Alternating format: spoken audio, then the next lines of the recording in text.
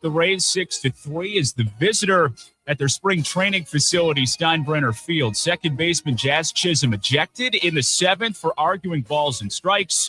Took to X during the game, posting not even bleeping close. He didn't write bleep. MLB regulations ban the use of electronic devices during games. Couple of winner-go-home matchups in the NBA tonight. Heat making a push for the playoffs after a win in Chicago. Hawks looking to bounce back from a loss to the Magic. Atlanta -1.5 on ESPN. Bet Mavs Grizzlies in the West. Can Dallas find their way into the postseason? Memphis coming off a tough loss to the Warriors. Grizzlies 6.5-point favorites on ESPN. Bet coverage begins tonight, 6:30 Eastern, here on ESPN Radio. Specializing in simple and affordable rentals, McCurry Van and Car Rental can make sure you have just the right vehicle for your next family vacation, weekend getaway, or if you just need transportation while your vehicle is being repaired. McCurry carries Ford Transit vans and Mercedes Sprinter vans, trucks and work vans, and more. And they offer discounted rental rates for long-term rentals. Now with 4 locations: Athens, Muscle Shoals, Coleman, and Huntsville. Log on McCurryRentals.com to make your reservation now. That's McCurryRentals.com. The best in local sports talk from the 256. We are local. When you're number one, you don't have to worry. We are award-winning. Thank you for listening. 97.7 ESPN The Zone. You'll be set for life. Joe Hunk. John Abraham. 256-576-4977. Welcome to the Blitz.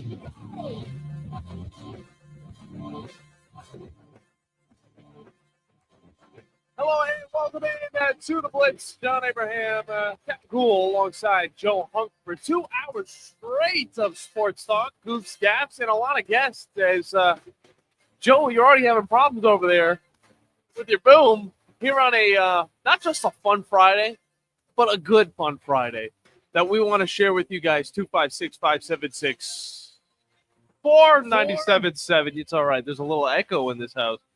Huh. Yeah. Seems that way, Joe. No, there is. And there goes the mic. You know what? You fixed that. I know you were up late last night. All right. It's hard to keep the mic up.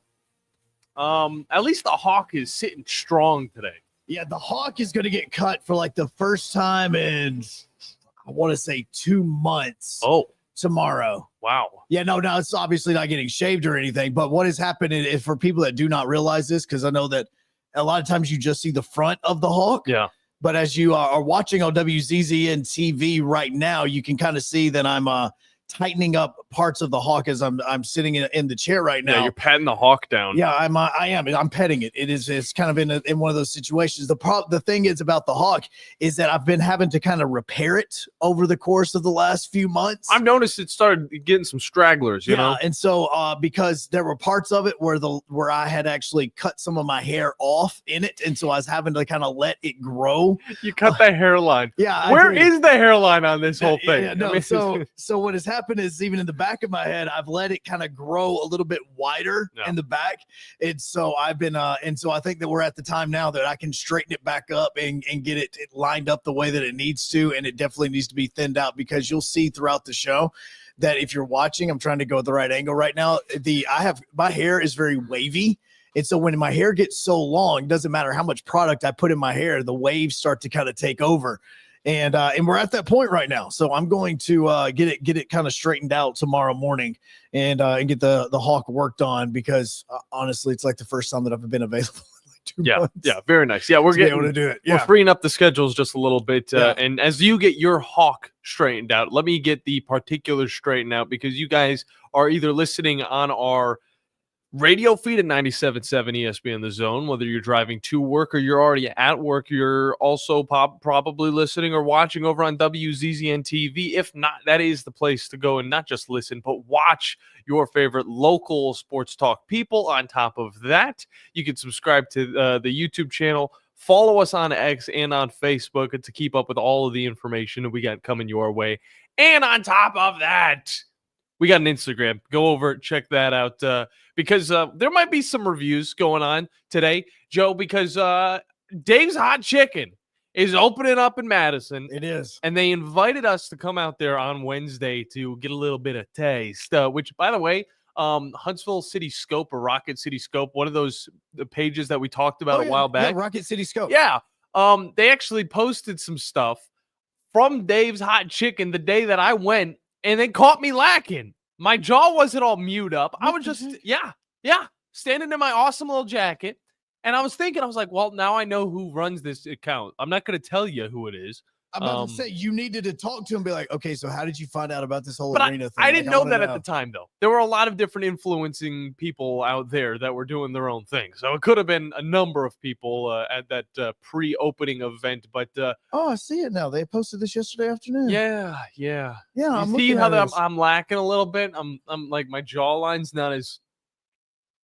Yeah, and I'm actually I'm going to take my little man out there with me today just because going to talk some more with those guys because they've been fantastic in inviting us out and doing a lot of things with them. Dude, so nice. And it is Good Friday, which apparently now in school systems is a holiday. I didn't know people were getting off for this day. Yeah, no, I didn't either. I mean, I had it circled because when my wife and I make out our calendars, especially with as busy as my schedule has been in the month of April and March, we were trying to make sure that we had every single day covered. So we're going through the calendar and April 18th pops up and it's like, oh, he's off of school. And I went, why is he off of school? Good Friday. Are they celebrating WrestleMania too?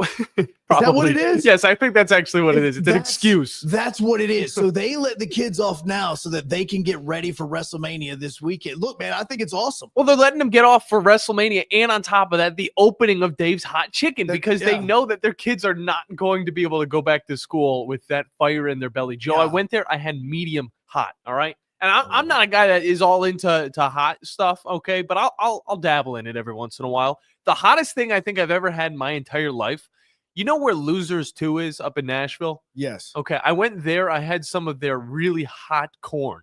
That was the hottest I've ever had. I go to Dave's Hot Chicken. I get the medium. I'm fine. I'm great, all right? Everybody doesn't process corn, right? No, I know. That's why it's in the stool. Yeah, that's part. That's why I'm sitting here talking about you, thinking to myself, you had hot corn. Well, it had the spice on top of it. You know, it's like Nacho Libre's corn. Yeah, but again, I'm just sitting here thinking of the whole body process and thinking, well, if it's hot on the way in, the spices disintegrate, Joe. Yeah, Come okay. on. I was just curious. Medium chicken, okay, the medium hot. Ate that thing up. It was on a slider. It even had coleslaw on it, and I'm not a fan of coleslaw. All right, I am not. But it was a fine mix. The heat ended up taking away the coleslaw taste. And on top of that, they are huge on the honey. So they dabbled that honey on top of that hot chicken, and it was great. Yeah. Summer, the old lady, she decided to get... She loves it. She loves it, Joe. Who loves that? Anybody who loves their man, all right? Heavens. Makes me So cringe. she gets the hot. She also gets the super hot. That's impressive. Super hot. And I'm like, what are you doing? Like, I guess, you know what? To each their own. Fine. She destroys the hot. All right. She eats that thing up. It's fine. She's looking like she's in a little bit of discomfort, but the chicken tastes great. So it outweighs everything else. I decide to take a little bite out of the hot, and that's fine. She's then like, I can't. I'm not even going to try and jump into this super hot. I'm going to save it for later. Okay. Which she saves it for me for later because I'm the one that takes a bite out of it. I actually got a video on my phone that is set to be posted one of these days. And it was great. It tasted wonderful. And in the back of my throat, 2 minutes later, I was like, Yeah. I needed water. I needed milk. I had the milkshake right next to me. Dude, I gobbled that thing up and I was still in pain, but it was so good. It hangs out with you. It hangs lingers. out with you for a little bit. So yeah, so I'm going to take like little Ollie. man. Yeah, I'm going to take little man with me because if you can't hear him back there in the background, we've got him in the Talk Radio WZZN studios right behind John right now. I set him up over there. I actually thought it would be better, may not be. And so you're probably going to hear him throughout times of the day because he's hanging out with us this morning. Yeah. All the way through Tom's show and all that. Then once we get wrapped up with Tom's show, he and I are going to head out to Madison to go hang out there for just a little bit and just, I want to try it myself. Like again, when you're in Nashville, as long as I was, all you hear about is hot chicken. Dude. So you try tons of it.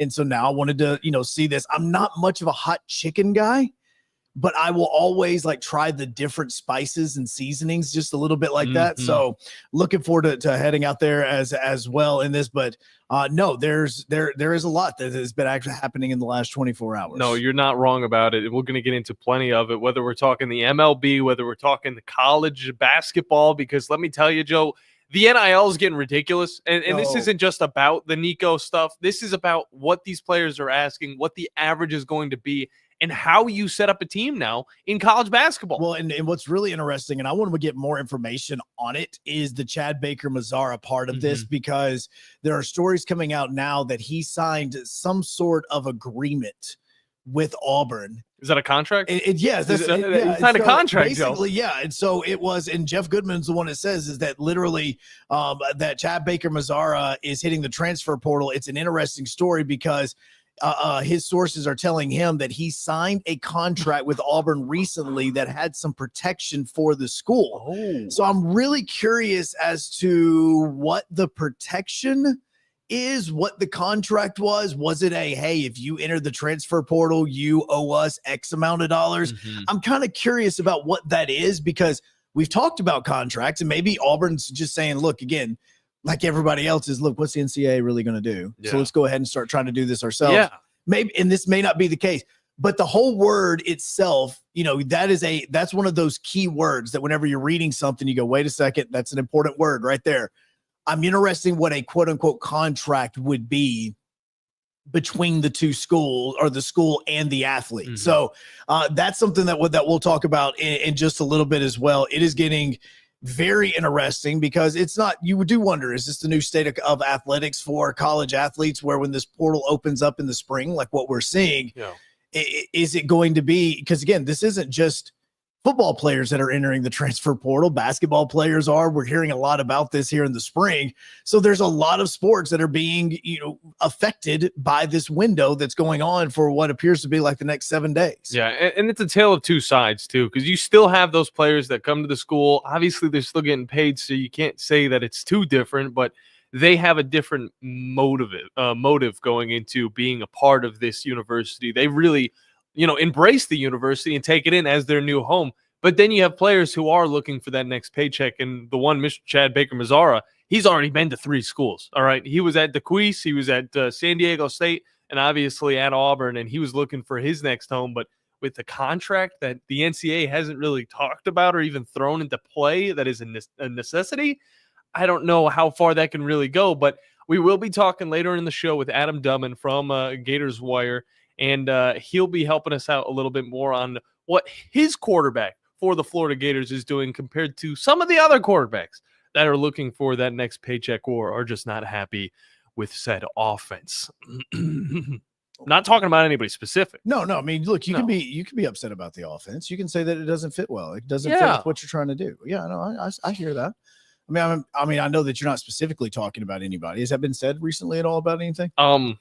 Anybody really complaining about how the offense doesn't mesh up with it? I mean, a lot of times you see quarterbacks that are in. I think it was money. Yeah, I mean, a lot of times quarterbacks that are in like a pro style offense then want to go to more of a pass happy offense to showcase their skills. Yeah.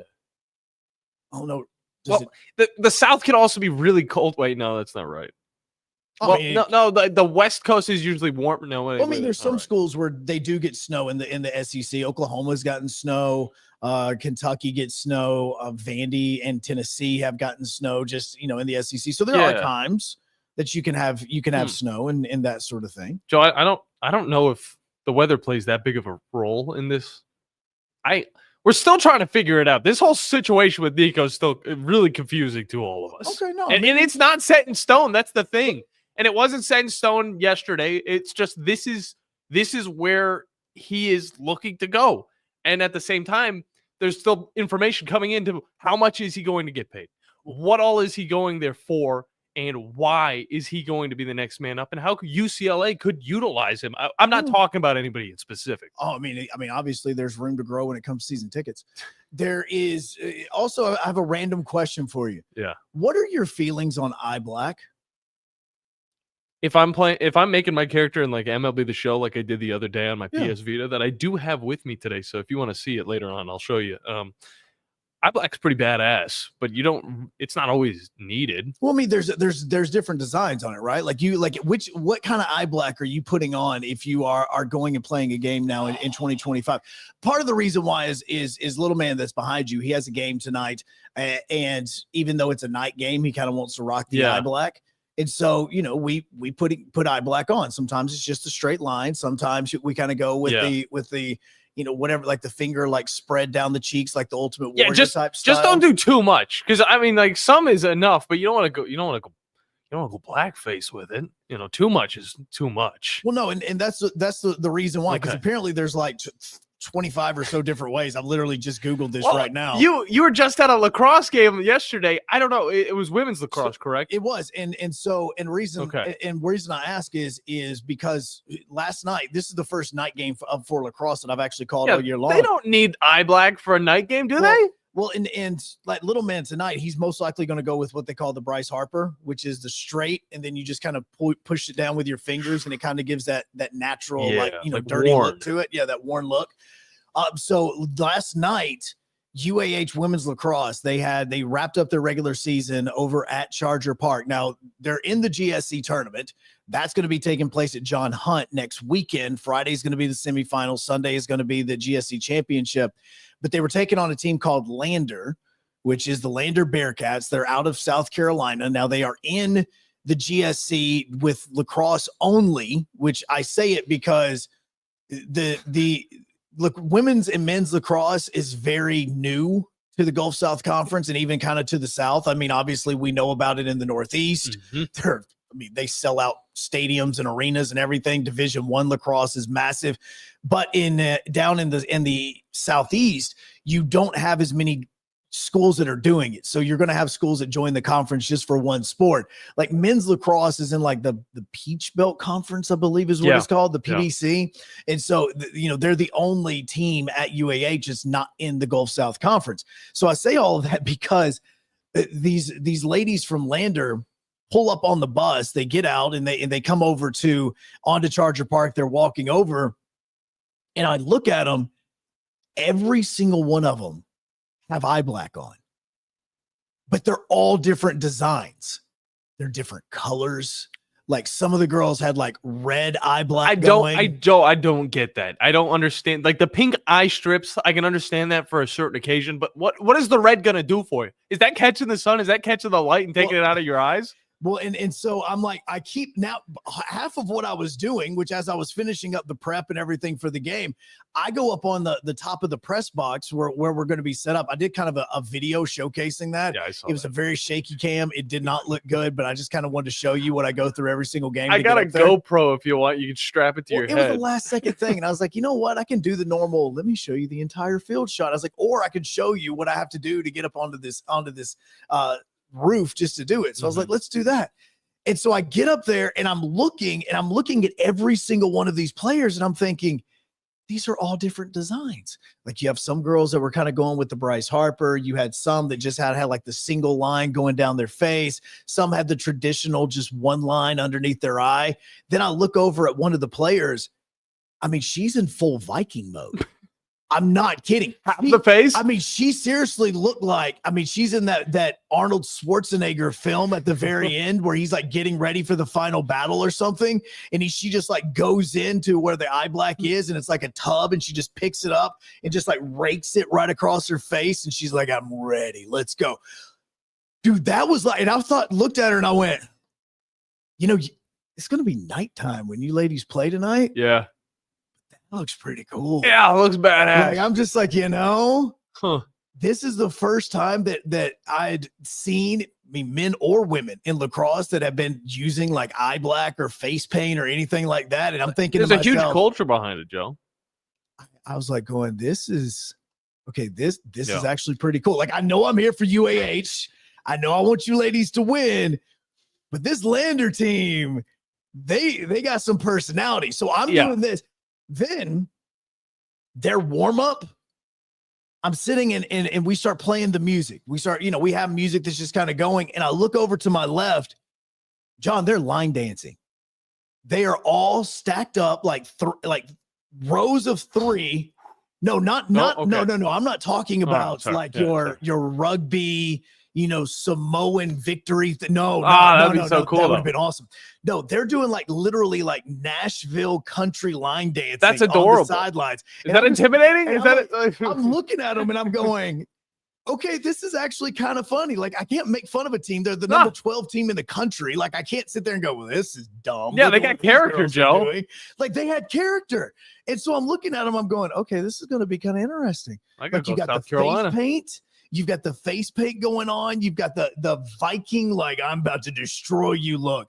And then they have something called a free possession or a free position attempt. I always call it free possession attempt, but a free position attempt. Basically, it's called a fan. It's the outline of it right in front of the net. It's called a fan. And what happens is one of the players, if there's like a foul or something like that in a certain area, the ladies gets an opportunity or the men get an opportunity to literally like take a shot right at the net with nobody in front of them. So UAH has all these opportunities. They're doing it, and you're going back and forth between them and Lander. Fantastic game. But then it was about the fourth quarter of the game, and the Lander goalie starts doing something. And I'm watching, and I'm looking at her, and I'm going, is she hulking up? I think she's hulking up. And you've got to get on WCZN TV to see this, okay? So she's standing in the net, and next thing you know, she starts doing this. I'm gonna let John even like kind of adjust the camera for it because I'm gonna take my earbuds off on this, so you can't really see it right now. But she's doing this right here. She's standing in the net when they call the free possession. She starts going like she starts hulking up like this, yeah, and then she makes a stop. Another free possession attempt. She's going, oh yeah. She just starts like doing this. That adrenaline, man. Oh no, it gets better. She starts walking in circles around the net. I mean, she's like seriously like a bull, like looking, she's staring like Sarah Cole, and she's staring all these girls in there like Ella Rutherford, like she's staring them in the face, and she's just getting, and I'm just looking at her going, this girl's a psychopath. Look, you're not supposed to huff the eye black. No, like I'm seriously, she's just out, like, man. Oh, she's next one, like the closer and closer we get to the end of the game, she's like Brock Lesnar. She's just like, oh, we're going. She's hitting herself. She's standing up. She's got her net and her stick, and she's all the way walking around like, this is mine. This is my goal right here. This is mine. And I'm just like going, what the heck? This girl is a psychopath. Like, she absolutely is. Problem is, she stopped everything. She stopped every single thing that she absolutely could. It's good to be a psychopath then. Oh, no, she absolutely was. At one point in time, there's about 30 seconds left in the game. UAH down by 1 goal. And Lander goes in like a 4-corner offense. And now the goalie and goalkeeper breathing over here. I don't know how she does that every single play. Well, probably she's not talking, Joe. She's yelling and then she's done. Oh, she's a monster. And so they throw it. They give her back the ball because her net is deeper, obviously. So they're just trying to kill the clock. Shot clock is done. Doesn't matter. She has like 4 UAH players just surrounding her, trying to get this ball out of her net. Now, they get to 5 seconds left. Ball comes out of this girl's net. It's on the ground ball. One of the UAH girls scoops it up, looks up at the clock. They have 5 seconds to go. It was like a mad rush of UAH players trying to tie this thing up. And then right in the net's the beast. I mean, she's just standing like, she's like, try me. She's like, yeah, come at me. She is. I mean, like, seriously, it was seriously like Jon Snow in Game of Thrones. He's like, it's just me. Cool. Let's just go at it. Girl was crazy. I told her after the game, said, I've never had so much fun calling a lacrosse game, and you are a psychopath. Freaking awesome. She looks at me and gives me a hug, and she's crying. She's like, thank you. I'm like, this is not the girl. Who is this person? You already go. I like wanted to turn around. No, that's the right number. This can't be right. This ain't the same girl that was just doing what she was doing a second ago, right? Joe, I know what my eye black style would be. Oh my heavens. I know what my eye black style would be. This thing was awesome. It would be red, and it would be a palm on my face. What are you, an orc from Lord of the Rings? No. Wilson from Castaway.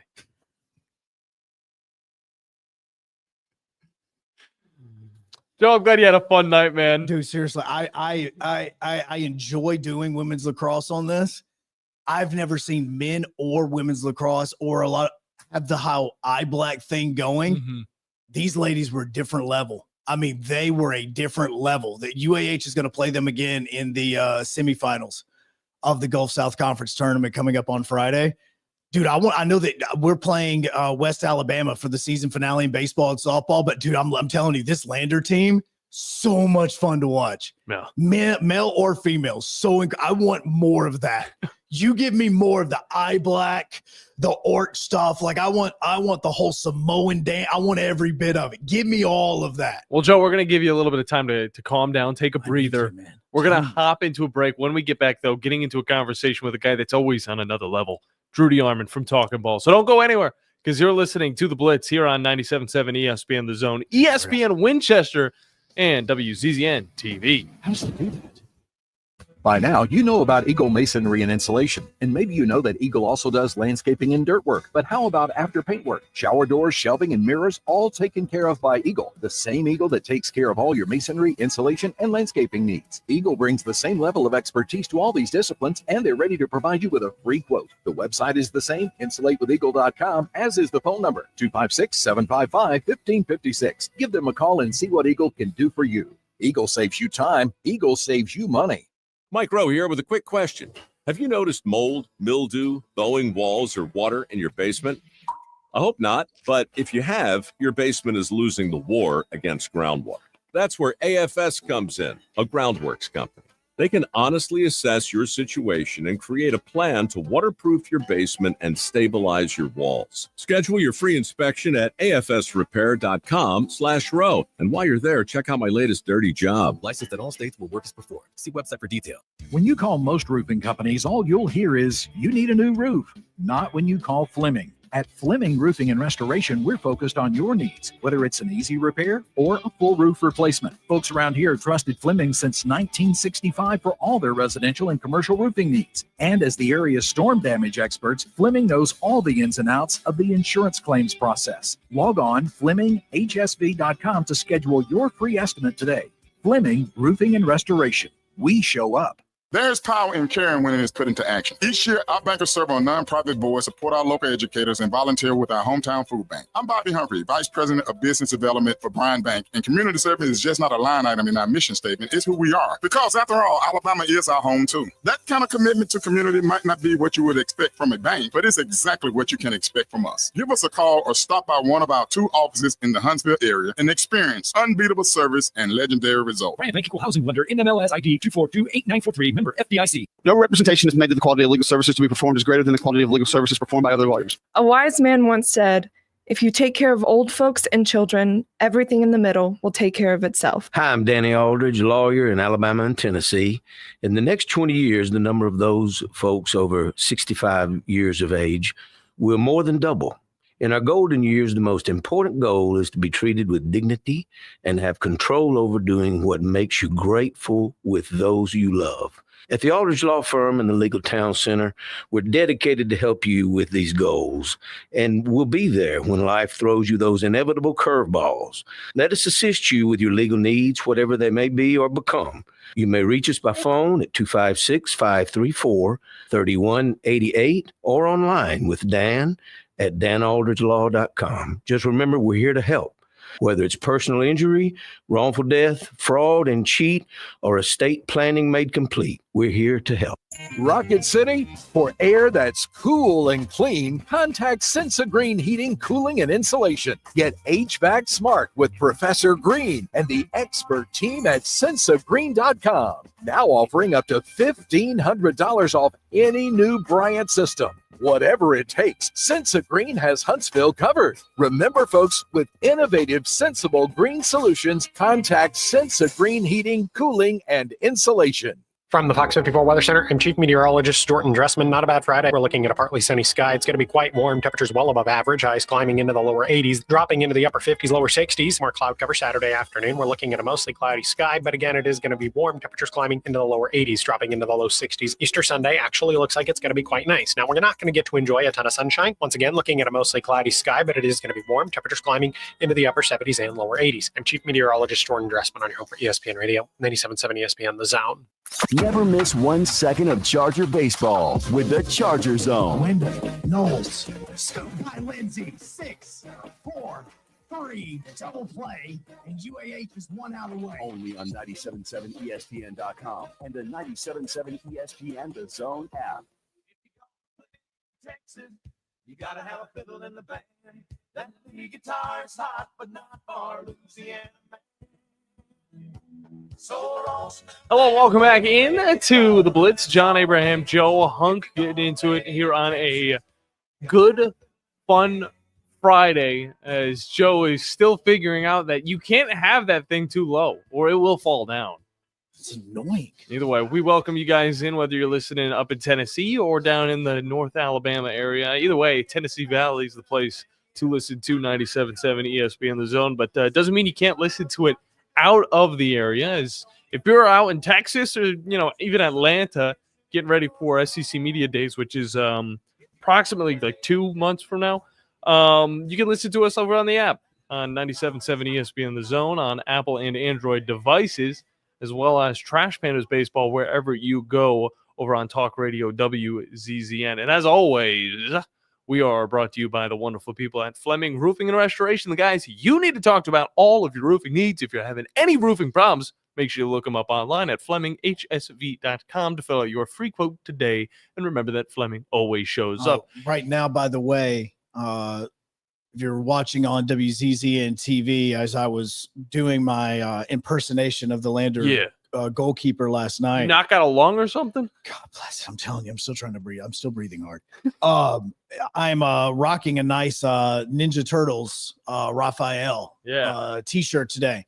I actually was dressed differently coming into it, about to be, and then my son woke up this morning and he looked at me and he goes, "Hey, Dad, can we match today?" Mm-hmm. It's like, yeah. Is he wearing the same shirt though? Yeah, he's got his Raphael t-shirt on over there as well. And I'm afraid to get him on the mic after the other day. And so I don't need F-bombs. I mean, we already have other people that try to cuss on the radio station over the last 24 hours. But hey, unlike in school, we have a dump button. We do have a dump button. We do, but it is one that yeah. So he has this shirt, and so we bought matching shirts. My dad bought it for us whenever he was having his 3-year-old birthday. No, it wasn't 3-year-old. It was his 6-year-old birthday party. He was having a Ninja Turtle one. And so they bought matching T-shirts for he and I to wear. Correction, you need a hall pass to use the dump button. Is that the last Ronin? Is that what I'm looking at, or is that just Raphael? The last Ronin is Michelangelo. Oh, okay. He's the last Ronin. Spoiler alert. But that's the last Ronin. This is Raphael, which he's my spirit animal. If I ever were to have one, anger issues. Yeah, absolutely. There's a reason why they give him the smallest weapon, is because, trust me, if he had a katana, he would be in so much trouble.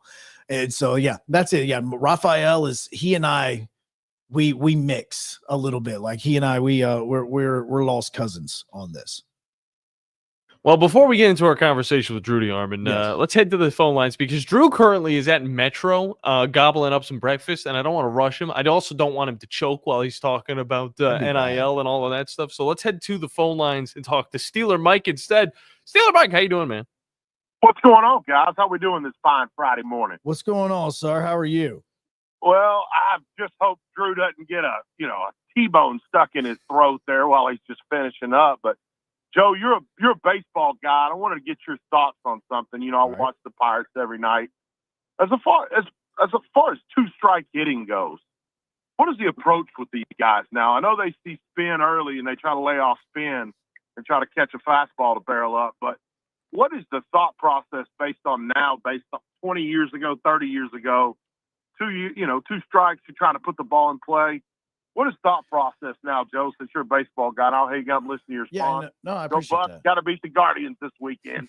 Yes, sir. No, absolutely. And, okay, so it really kind of depends on the hitter. If you're talking about a guy that is just trying to get on base, if you're talking about your high batting average guys, the guys that are wanting to bat over 300, then what you're doing is you're going to see them shorten up the swing. They're going to shorten up their stride a lot of times. And it's going to be kind of hard to watch this during a game, but a lot of times if you kind of have that side view, what you're going to do is you're going to see them kind of spread out just a little bit more what we call the load, which is kind of the momentum that you build as a batter before you swing forward, is going to be a lot shorter, and you're going to have a lot less of it because really you're just trying to get a bat on the ball. You're not trying to sit here and crank a home run. And then a lot of times also what you're going to do is you're going to see a guy shorten his swing, which means whenever he does go into his load and he goes to wind up, and it's not going to be as dramatic as what it is a lot of times whenever you're seeing it. He's going to get into that universal swinging position that you will see with a batter. Look, here's the crazy thing about it. And I love these Instagram videos that show this all the time. And they do kind of that side shot of batters batting. And what you're going to see is it doesn't matter if you have a stance like Aaron Judge's or Greg Counsell's, which was very over-exaggerated, or Mike Trout's, or any of these other guys. They all eventually get to the same position to actually swing. That's what it is. Like, you are all getting to the same spot. That's why batting stances can be whatever it wants to be. It's that point in which you are about to swing. As long as you get to that position, we don't care how you get there. Like, it's up to you to get to that one so that you can swing in time to hit the baseball. And so that's what you're going to see a lot of times. Now, with a lot of hitters, your Aaron Judges or those types of guys, they may not have a normal two-strike approach because their job is always going to be hit 450 feet. Rake it. Yeah, that is their job. Okay, your Jim Edmonds, those types of batters, you see that with a lot of times. Even like Ronald Acuna Jr. is not really known to be having kind of, at the moment, I've really seen one from him.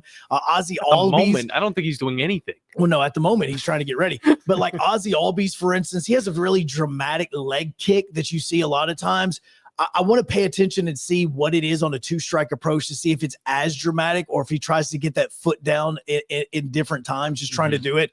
So it really depends on the style of batter. If you are somebody that's trying to bat 300, like your Luis Ariz, those guys have a two-strike approach that's extremely different than a lot of other guys. Duran, who plays for the Boston Red Sox, he's going to have a two-strike approach. Like, those guys change their batting stance just a little bit to quicken everything up. Well, I believe Drew might have another answer for that because he's been watching a lot of Alabama baseball. And although it hasn't been a spectacular spectacle so far, there is still some hope. And on top of that, maybe a question for the softball side of things in that two-strike approach. Drew, how you doing, man? Drew.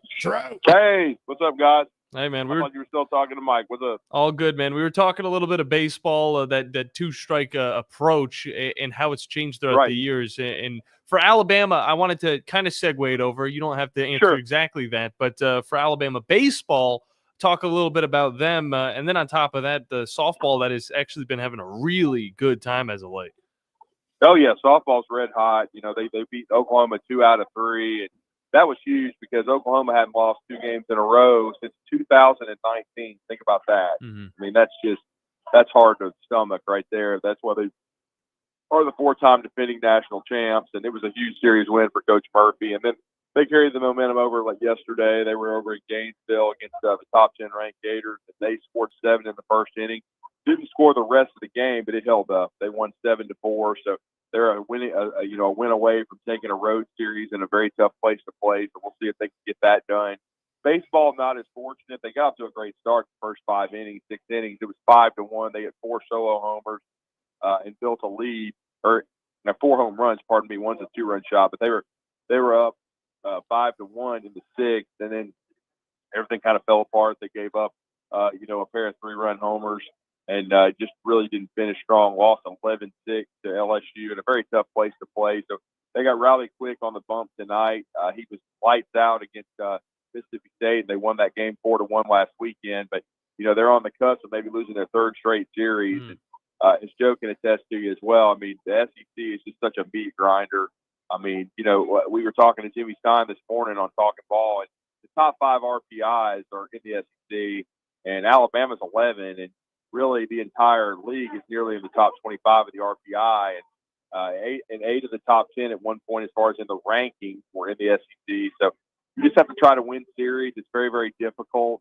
So Alabama needs to give themselves a shot tonight, but certainly the softball team seems to be rounding into form, and Coach Murphy's a Hall of Famer for a reason. I know some people have been frustrated because he's only won one national championship. But when you say it like that, it's kind of crazy because national titles are tough to win. And there's only one Oklahoma out there right now, and they've been a machine. And Patty Gasso's won 8, but just like there was only one Nick Saban that won 6. So you can't evaluate everybody the same. And I still think Coach Murphy's a Hall of Fame coach. I think they've been to the World Series 4 the last 5 years, including last season. So he's got some really good young players, got a great recruiting class coming in. So softball looks bright.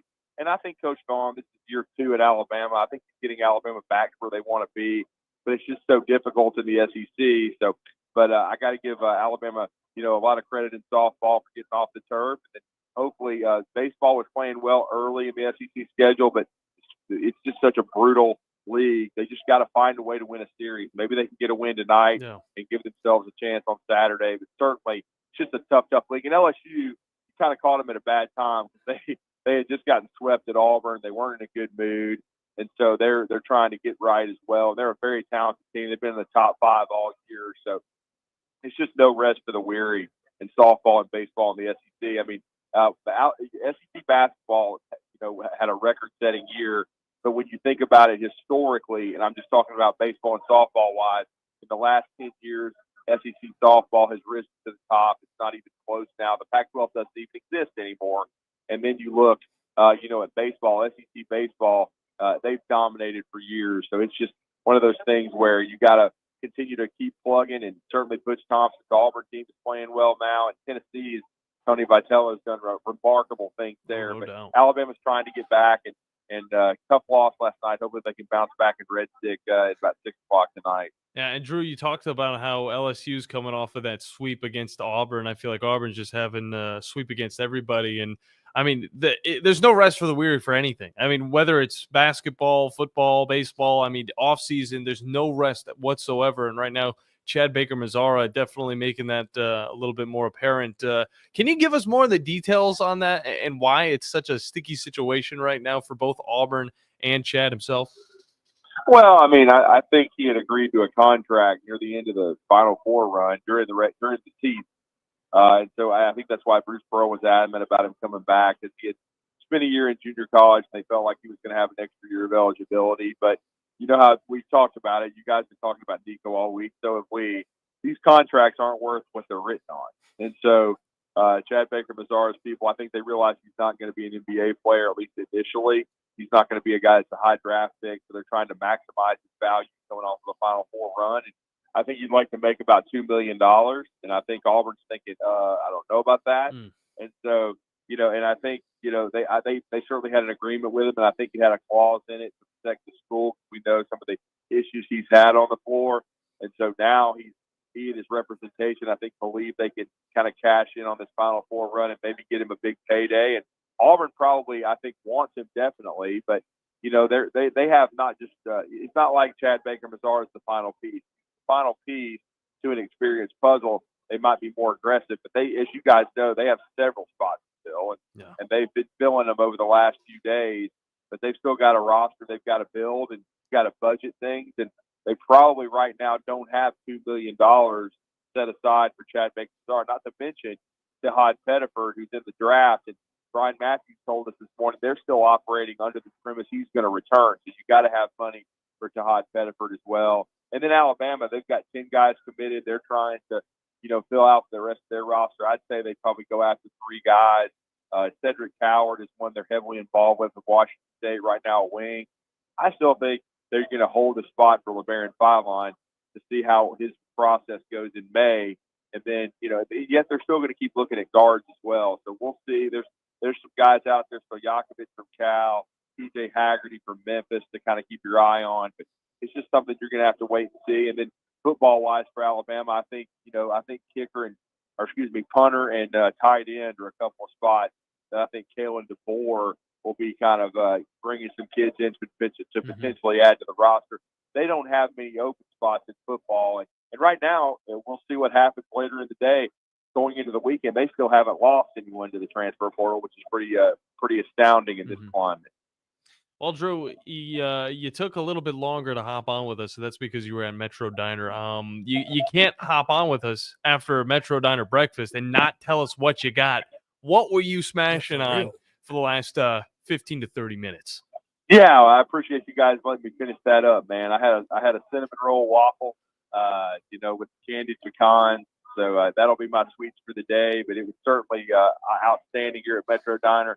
Had some link sausage, had some extra crispy bacon, and some home fries. So Jonathan does a great job, as you heard, Joe. He and John. He called from the grill today. Yeah, so he was rolling, and we've got a big party right next to us that they've been feeding today, and there's a lot of energy in this restaurant right now, and it's a lot of great food. And he even told us what's coming up on the 21st. They're about to add a banana pudding griddle. So if you like banana pudding, get ready for that. That's going to be the new thing on the menu over here at Metro Diner, man. It's, great stuff. It was great food, and I think it's going to be a great Easter weekend with a lot of transfer portal talk, NFL draft ramping up. Because, guys, it's hard to believe, man. The NFL draft is next week. Yes. Crazy. Yeah, and we're definitely going to be focusing in on that, locked in on the draft going into next weekend, as well as plenty of other things that are happening around the North Alabama area. But, Drew, appreciate you, man. Enjoy your morning and enjoy your Easter weekend, brother. You guys too. You guys have a happy Easter with your family. I know I heard Joe talking about matching with his son. That's awesome. You guys have a great Easter weekend with your families, and we'll certainly see you guys.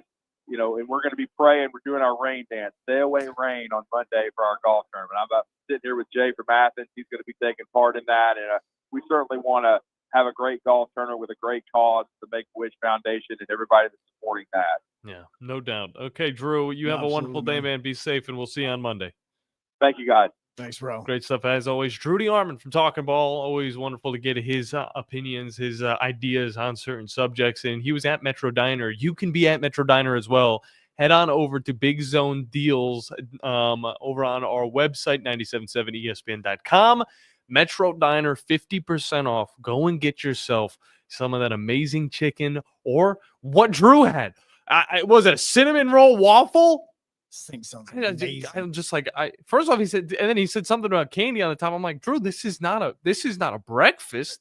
No, this is like a Willy Wonka candy that you get. Is absolutely amazing. Is what it sounded like. That's what it absolutely sounded amazing on there. So I'm about to head over now to the deals just so I can grab that, because you better do that. Sounds like an amazing breakfast opportunity. Yeah, we're looking to get some more on Zone Deals. Looking at you, Dave's Hot Chicken.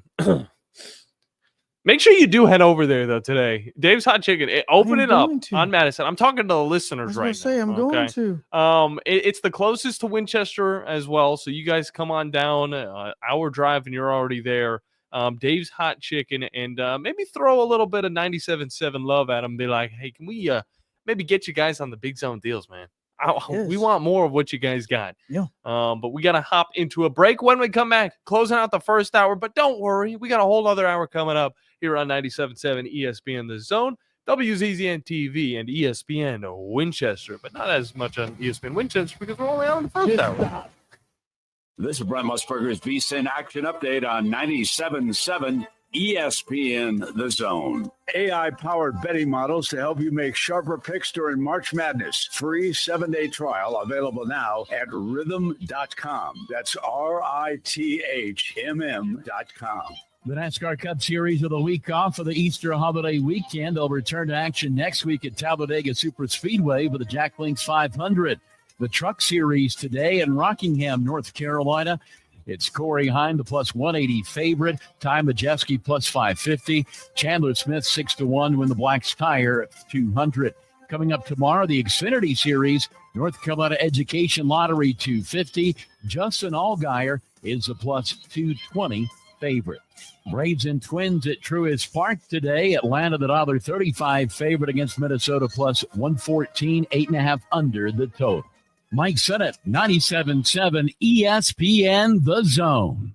Tom Luganville here for my friends at Woody Anderson Ford. Bobby White and his team take great pride in their service department, and you can see it the moment you walk into those beautiful new service lanes. And just like a championship team, they all work together to make sure your experience is second to none, whether you drive a Ford or not. Also, check out the gold certified pre-owned inventory at Woody Anderson Ford for great deals every day. Stop by and see them at Jordan and Sparkman or at Woody Anderson of Madison on Hughes Road, or visit WoodyAndersonFord.com. Have you discovered Good Company Cafe? The place for breakfast, brunch, lunch, and so much more. Enjoy brunch all day and pair with one of our many seasonal refreshing drinks, including alcoholic and non-alcoholic options. Choose inside or outside on our gorgeous, spacious, dog-friendly patio and have some fun with friends playing yard games in the courtyard. See catering, to-go options, and lots more at goodcompany-cafe.com. Good Company Cafe, 7500 South Memorial Parkway. I'm here with Stan McDonald of Jacob Title. Stan, I've heard that every real estate closing at Jacob Title is a very big deal. Why is that? Wes, I'm reminded of a very impactful statement that I heard from Coach Gene Stallings years ago when he talked about big games and little games. He said he didn't like that comparison. He says, because try losing one of those little games. And if you ever do, it ends up being the biggest game all year long. Well, it's the same thing with real estate closings. Every game, every closing is a very big deal at Jacob Title. Because when it's your closing and your contract on the line, it's a very big deal, and we understand that at Jacob Title. So it sounds like whether your client is a first-time residential buyer or a multi-million-dollar investor, they can expect your A game. That's exactly right. As a matter of fact, when you bring your real estate closing to us at Jacob Title, we understand it's all about trust and confidence. And when Stan McDonald tells you that a chicken dips snuff, you can look under his wing for the box. And like Beams likes to say, there's no doubt about it. The state's largest orthopedic group is growing to meet the needs of the patients in our community. The Orthopedic Center has long been the most trusted name in orthopedics in North Alabama. So as our area continues on the fast track, so does the need for premier orthopedic care anywhere and anytime you need it. TOC is proud to announce the opening of our new locations in Albertville and Hampton Cove, along with the grand opening of our newest office in Decatur. These clinics will offer the same high-quality orthopedic care you have come to associate with TOC, with the convenience of being closer to home. As a patient, your time is your most precious asset, and we recognize that at TOC. That's why we are also proud to announce the opening of our urgent ortho clinics to handle those bumps and bruises that need prompt attention. These clinics are available to care for acute orthopedic injuries with no appointment necessary. With 38 physicians, 20 centers of excellence, and now more than a dozen locations to serve you, TOC will continue to be the name you turn to for the best orthopedic care at the right time. Visit our website at visittoc.com for more information. TOC, helping you live a better life. You've got to experience Toyotathon at Bill Penny Toyota. They've got the selection with over 700 new Toyotas to choose from. And they've got the extras with Bill Penny perks and a 10-year unlimited warranty. So get on over to Bill Penny Toyota today and experience Toyotathon. Bill Penny Toyota in Huntsville and online at BillPennyToyota.com. Bill Penny's Toyota 10-year unlimited warranty is valid through the 10th year of ownership. Valid on new vehicles only. See dealer for details. From the Fox 54 Weather Center, I'm Chief Meteorologist Stuart Dressman. A warm night across the Tennessee Valley. Temperatures only dropping into the upper 50s and lower 60s. A mostly cloudy sky for your Saturday. Still going to be a fantastic day. Temperatures climbing into the lower 80s. Once again, warm as we head into the overnight, early into your Easter Sunday. Temperatures only dropping into the lower 60s. The mostly cloudy sky is going to continue for your Easter Sunday. Not going to get to enjoy much in the way of any sunshine, but it is going to be warm once again. Highs climbing into the upper 70s and lower 80s. I'm Chief Meteorologist Stuart Dressman on your home for ESPN Radio, 97.7 ESPN The Zone. Thank you. Thank you for making us your number one choice for sports talk in North Alabama. Thank you. Thanks. Thank you very much. 97.7 ESPN The Zone.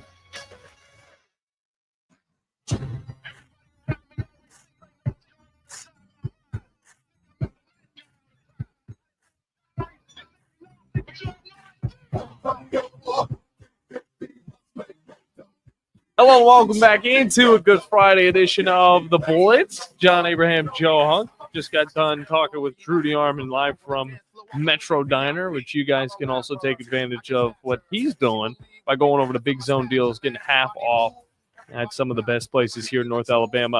A Facebook account that I follow, CFB Home on Facebook, they wanted to remind us all, just a Good Friday reminder that Tulane has more SEC championships than Kentucky, Mississippi State, Texas, Texas A&M, Missouri, South Carolina, Vanderbilt, Oklahoma. Well, obviously, Texas and Oklahoma are going football only. Football, yeah. I mean, it might extend to other sports. I mean, well, when you said like Kentucky, I was like, okay, that's got to be football only. That cannot be in basketball. Yeah, I think it is just football. Yeah, because there's a football helmet there. But interesting stuff. Means bring them back. Bring them back, Joe. I was out pretty late last night as well, and I've gotten on a really, really strict schedule of going to bed around 8:30 to 9. That's my pocket. Well, that's all right? good whenever you have to be awake at like 5 a.m. every single day to be in here for talking ball. Yeah. There was one Smart. point, Joe, like 3 weeks ago, I think I was miserable You were coming a in here. Zombie. Yeah, no, it was bad on I me. was like, actually, John, I was like, I know I could fix this. this is time for you to put the big boy pants on. You got to start making big boy decisions. Look, I'm fine with going to bed early. There's so much to do at night. But then I started watching the Ashton Hall videos. I'm sorry for anybody who thinks this is a joke. It's not. And then I was like, I'm inspired again. So I've gotten my sleep schedule back on Ashton track. Hall, the guy that looks like DK Metcalf. Yes. He It looked does. like he got turned into like Venom. Yeah. Okay, His videos, they're more goofy than they are inspirational at this point, but they're still really good inspiration for me to get up in the morning and say I can do it too. But regardless of that, Joe, I got a text from my sister last night, and she said she asked me if I wanted to go to the movies with her and her children at 9:45. And mind you, they don't have school today, Joe. How old are her kids? They're young. They're like 11 to 13, 14. Okay. They're young. When I'm sitting here, and again, like my son at 9 o'clock, if his eyes are still open, I'm looking at him like, "What are you doing? Is that show really that good? Is that really that good?" I go to the movies at 9:45. I didn't have to, but I was like, you know what? She's trying to entice me with this anime movie. I'm like, all right, fine, I'll go. It's a Thursday. I'll go. I go watch. I think it's like The Colorful Stage. Hatsune Miku, who can't sing. And I'm like, I don't know what any of this lore means because it's a totally different level, Joe. This isn't just anime. This is Vocaloid's territory. Right. What is that? I go there at 9:45 at night, and there are people walking in full cosplay. Okay. Where did you go? I went to Bridge Street. That place was packed at 9:45. Mind you, it was only theater that the only area, only one room was showing the movie. But regardless, that place was packed. I got my snacks. Costed me a lot of money, but getting into the actual movie itself pretty cheap. Either way, second hour coming up next. Eagle Masonry and Installation. It's right there in the name. Eagle is your one-stop shop for block, stone, or brickwork, monument signs, and outdoor kitchens and fireplaces. Eagle also offers the finest craftsmanship and insulation, including fiberglass or spray foam insulation, and of course, insulation removal. Philip Love and his team have years of experience, bringing the region the best in masonry and insulation services. For more information and a quote, visit insulatewitheagle.com or call 256-755-1556. Eagle saves you time. Eagle saves you money. Are you tired of chasing a roofing contractor to show up on time or even show up at all? I'm Sam Fleming with Fleming Roofing and Restoration. Our motto at Fleming Roofing is we show up. Our goal at Fleming Roofing is to provide the reliable customer service that you deserve, and we have the resources to meet all of your roofing needs: residential, commercial, industrial, replacement, or repairs. We are manufacturer certified for roof coatings, single ply membranes, and asphalt shingles. Whenever you need a roofing professional you can count on, call Fleming Roofing and Restoration. We are committed to finding the solution that meets your needs. We don't have quotas or heavy-handed sales tactics. Fleming Roofing, we have expert experience. We show up. Free estimates, residential, commercial, industrial, replacement, or repairs. Check us out at FlemingHSV.com. FlemingHSV.com. When you need a quick response, it's Fleming Roofing and Restoration. We show up. This is Steve Moulton from 97.7 ESPN The Zone, and this is What's Happening. Be sure and download our app. Just search 977 ESPN in your Google Marketplace or your Apple Store, depending on your device, so you can take us wherever you might go. And you can also check out our latest zone deals. Head over to our website, 977ESPN.com. The top left banner reads, "Savings never tasted so good." Click on that, then enter in the big zone deals store for half-off zone deals of Lawler's Barbecue, Sea Salt, Carrabba's Italian Grill, Bubby's Diner, Corlejos Mexican Grill, Bad Daddy's Burger Bar, Divergence, Full Moon Barbecue, Bigfoot Little Donuts, Hickory Store Barbecue, Good Company Cafe, Apple Lane Farms, the Decatur location, and rounds of golf at Cherokee Ridge Golf Course and Gunter's Landing. And that's what's happening. I'm here with Stan McDonald of Jacob Title. Stan, I've heard that every real estate closing at Jacob Title is a very big deal. Why is that? Wes, I'm reminded of a very impactful statement that I heard from Coach Gene Stallings years ago when he talked about big games and little games. He said he didn't like that comparison. He says, because try losing one of those little games. And if you ever do, it ends up being the biggest game all year long. Well, it's the same thing with real estate closings. Every game, every closing is a very big deal at Jacob Title. Because when it's your closing and your contract on the line, it's a very big deal. And we understand that at Jacob Title. So it sounds like whether your client is a first-time residential buyer or a multi-million-dollar investor, they can expect your A game. That's exactly right. As a matter of fact, when you bring your real estate closing to us at Jacob Title, we understand it's all about trust and confidence. And when Stan McDonald tells you that a chicken dips snuff, you can look under his wing for the box. And like Beams likes to say, there's no doubt about it. I'm here with Thomas from Talent Heating and Air. With the temperatures going up and temperatures going down right now, now is a good time to get your heating and air system looked at. Thomas, when somebody calls, you guys answer. That's right. The phones are staffed by us. They're manned 24/7. We're ready to come out and take care of you that day.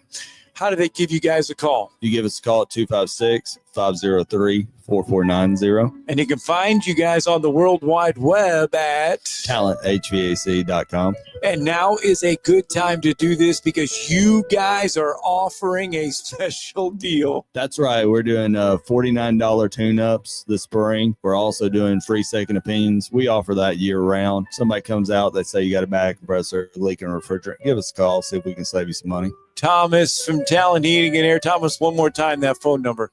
256-503-4490. AL certain number 21014. This is Brent Musburger's VSIN Action Update on 97.7 ESPN The Zone. AI-powered betting models to help you make sharper picks during March Madness. Free 7-day trial available now at rhythm.com. That's RITHMM.com. The NASCAR Cup Series of the week off for the Easter holiday weekend. They'll return to action next week at Talladega Super Speedway with the Jack Links 500.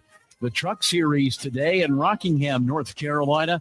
It's Corey Heim, the plus 180 favorite. Ty Majeski, plus 550. Chandler Smith, 6-1, win the Black's Tire, 200. Coming up tomorrow, the Xfinity Series, North Carolina Education Lottery, 250. Justin Allgaier is the plus 220 favorite. Braves and Twins at Truist Park today. Atlanta, the $1.35 favorite against Minnesota, plus 114, 8.5 under the total. Mike Sennett, 97.7 ESPN The Zone. Hey there, Bob Baumhauer again. Baumhauer's Victory Grill is extremely proud to have recently received numerous awards, including being voted best wings in the state of Alabama. Other awards received include Best All-Around Restaurant, Best American Restaurant, #1 Sports Bar, Best Chef, Best Wings, and Best Dining Experience. Thank you for 43 legendary years, and we look forward to providing you an award-winning dining experience at every visit. Baumhauer's Victory Grill. Legendary fun, legendary food. From the Fox 54 Weather Center, I'm Chief Meteorologist Jordan Dressman. Not a bad Friday. We're looking at a partly sunny sky. It's going to be quite warm. Temperatures well above average. Highs climbing into the lower 80s, dropping into the upper 50s, lower 60s. More cloud cover Saturday afternoon. We're looking at a mostly cloudy sky, but again, it is going to be warm. Temperatures climbing into the lower 80s, dropping into the low 60s. Easter Sunday actually looks like it's going to be quite nice. Now, we're not going to get to enjoy a ton of sunshine. Once again, looking at a mostly cloudy sky, but it is going to be warm. Temperatures climbing into the upper 70s and lower 80s. I'm Chief Meteorologist Jordan Dressman on your home for ESPN Radio, 97.7 ESPN The Zone. Log on today. 977ESPN.com.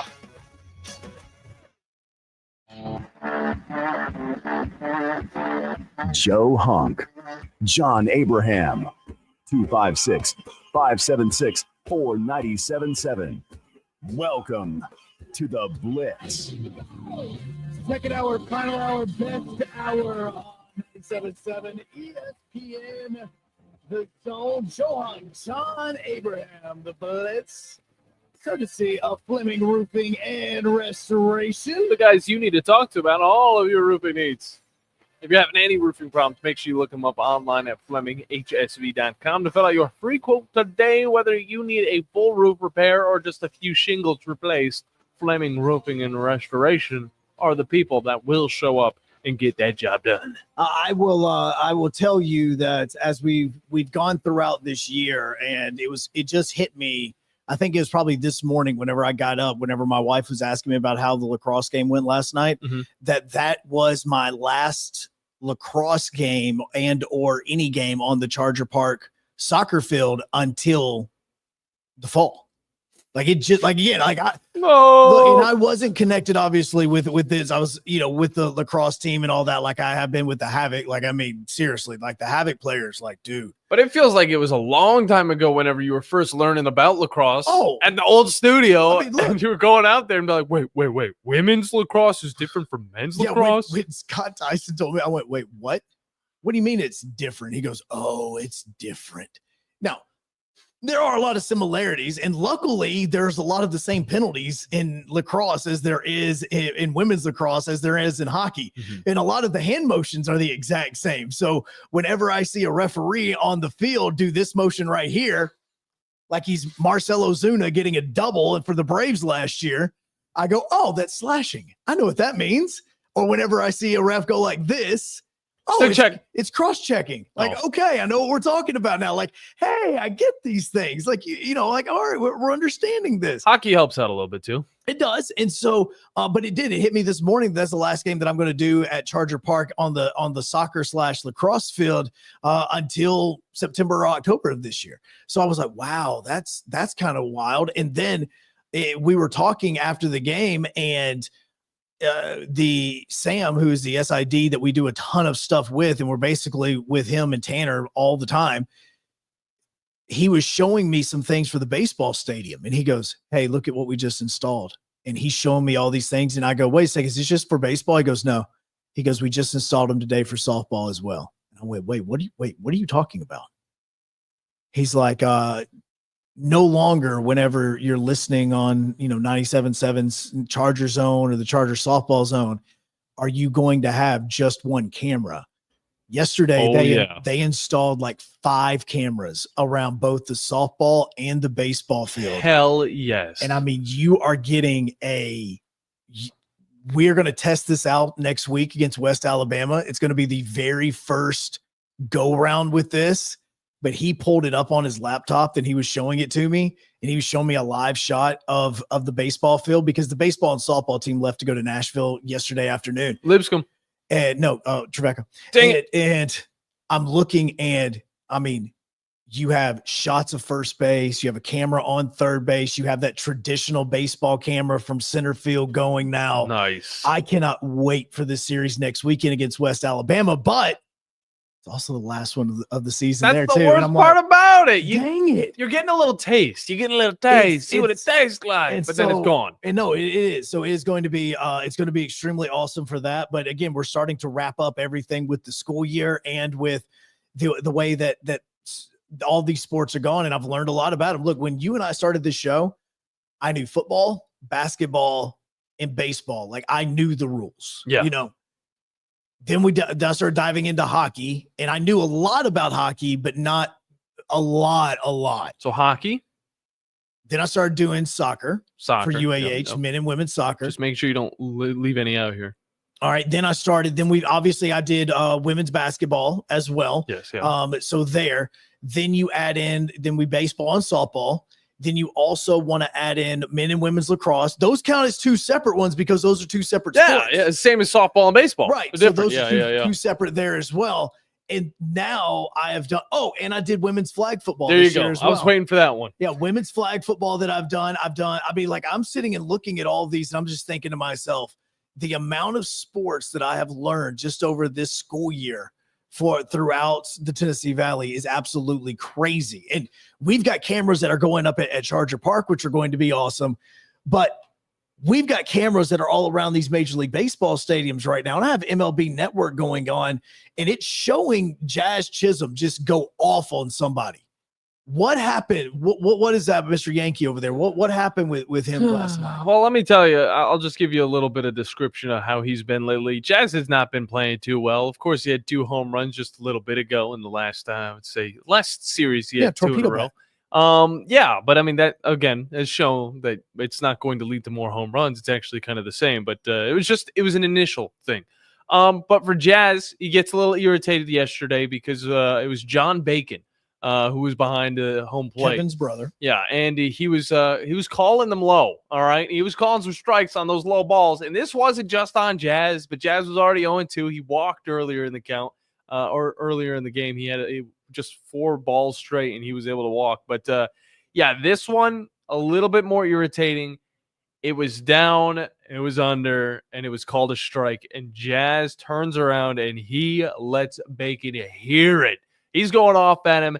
He gets kicked out of the game.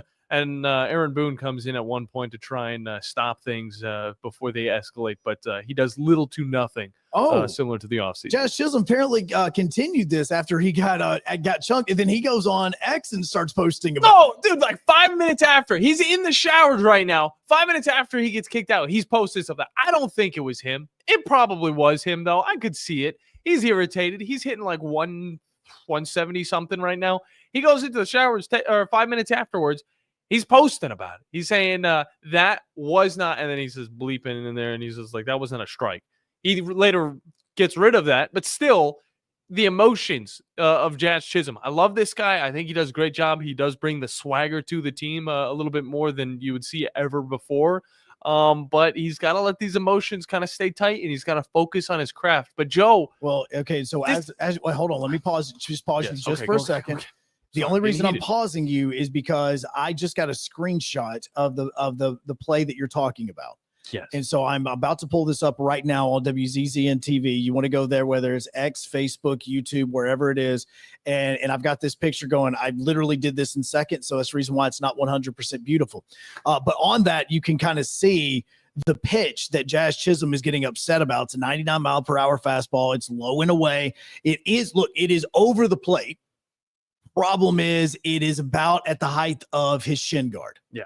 Okay. And this is a thing that he gets upset about. Now, this isn't the video, mainly because if I tried showing the video on WZZN TV, it would take away our audio. The problem with this now lies is if this would have been 2 months ago in spring training, he wouldn't have had to get upset about this. He would just signal up for the review to take place. And 10 seconds later, he's standing at first base. And I see that, all right? And I think that is a great thing to have, but at the same time, and this happened quite a bit yesterday, I think that there should be a time and place where you do review it, or you do say, hey, John, like Bacon, you gotta make sure you're getting them a little bit higher, because these right now, they're a little bit too low. But then he's going to get graded on that. He's going to come off the field. Of course. And look, this is the thing. Like, all these referees get graded. Or umps get graded on this. And I promise you, if I found that umpire tracker for that game, I've got umpire scorecards. As a matter of fact, I follow this on X. It's called Ump Scorecards. And what they do every single night is they release the scorecard for the home plate umpire in the game. Now, overall, John Bacon in the game was 92% accurate. And he was 92% consistent with his calls on both home and away. Yeah, 92.6. And he was also 94% accurate in all of his calls. But one of the ones that is his most impactful missed call was the one to Jazz Chisholm in the top of the 7th inning that was low. Thing is that wasn't even the lowest one. No, it wasn't. In this one, there are 3 others that are lower than this one. When you look at the balls that he called strikes in this, his called strike accuracy was 82%. 7 of the 38 called strikes that he made that were truly balls in the game. So yes, that is a problem with it. My biggest thing is look, I know that we're worried about viewership and all this other stuff. And I can always go down the path of it's not a baseball thing. It's an us thing. Is what it's an America thing. Yeah. It's a Canadian thing. The issue with this is a very fixable thing that we didn't have to give up in spring training, that you could continue to have done. And you wouldn't have had to worry about. Like, this is, here's what I was saying. Here's exactly how it happens. Strike 3, Jazz. Look at it. And then they would look at the board, ball 4. I get that. But that's it. Joe, the batter's box on the screen isn't the actual, like, that's just a suggestion, okay? Because you're going to see some that are outside of the batter's box that are still going to be called strikes, and they are going to genuinely be strikes. Here's the thing I'm worried about, Joe. the pace of play is going to be totally just negated and thrown back into what it was 5 years ago. It's going to be similar to how college basketball was in the finals. Every 5 minutes, you're going to get somebody calling something. Hey, check that out. Check that one out. This is let me do it in real time. Okay, I'm not ready? kidding. All right. You call strike 3. There you go. Strike 3. Show it. Look at the board. Boom. Ball 4. Walk. That's it. That is the speed.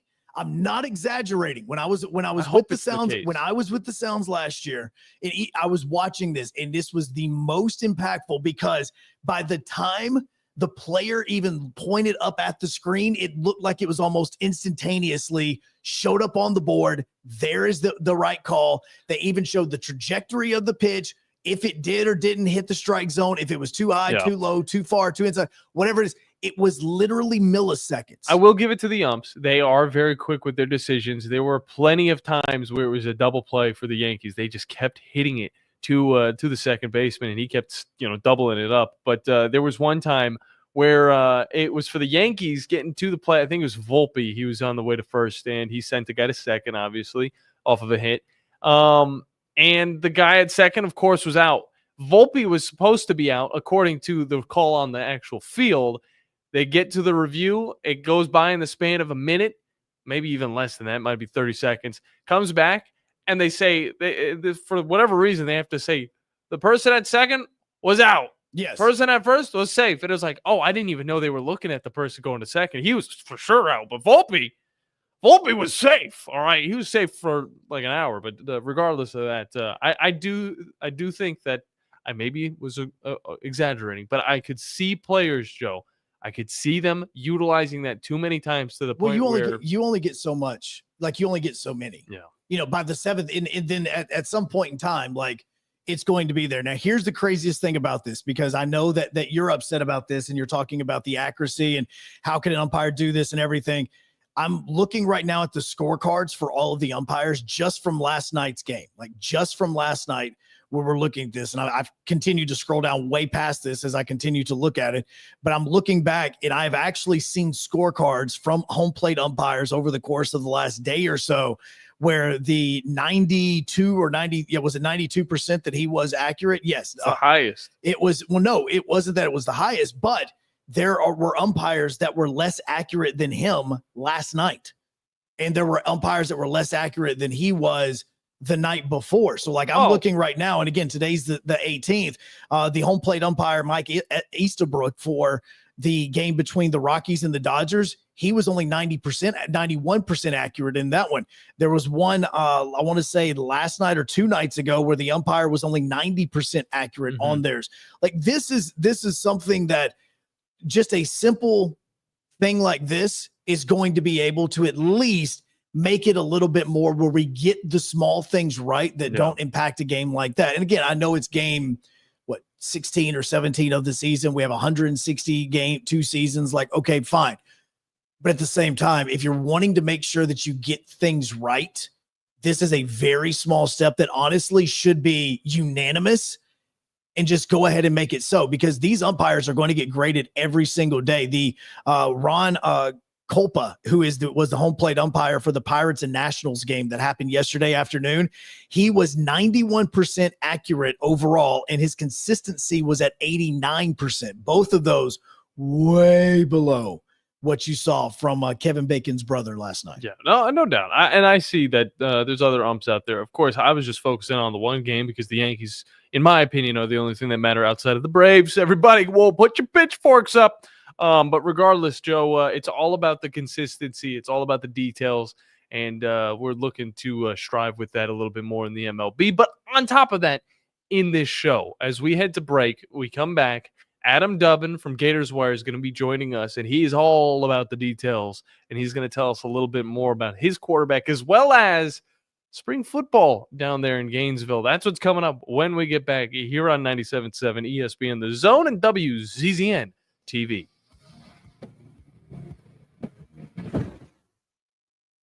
Uh-oh, Brad's buzzed. Oh, yeah? Yeah, he's starting with the woots. And now a speech. I just want to say that friendship is about heart and brain. Who's with me? Good thing is, he knows when he's buzzed. And my brain is saying, when it's time to go home, somebody call me a ride. Love that guy. Me too. Know your buzzed warning signs? Call for a ride when it's time to go home. Buzz driving is drunk driving. A message from NHTSA and the Ad Council. I don't think that many kids in my son's school even do it. He makes fun of his friend who vapes. He would never try it. She's in the song. She's on the honor roll. She's just not the type. No way. No way. No way. No way. My kid would never vape. Get your head out of the cloud. Today, nearly 8,000 kids will start vaping. Maybe even yours. Learn about the dangers at talkaboutvaping.org. Where's the best place for sports? What about the best place for wings? If you answered Jefferson's for both, you're right.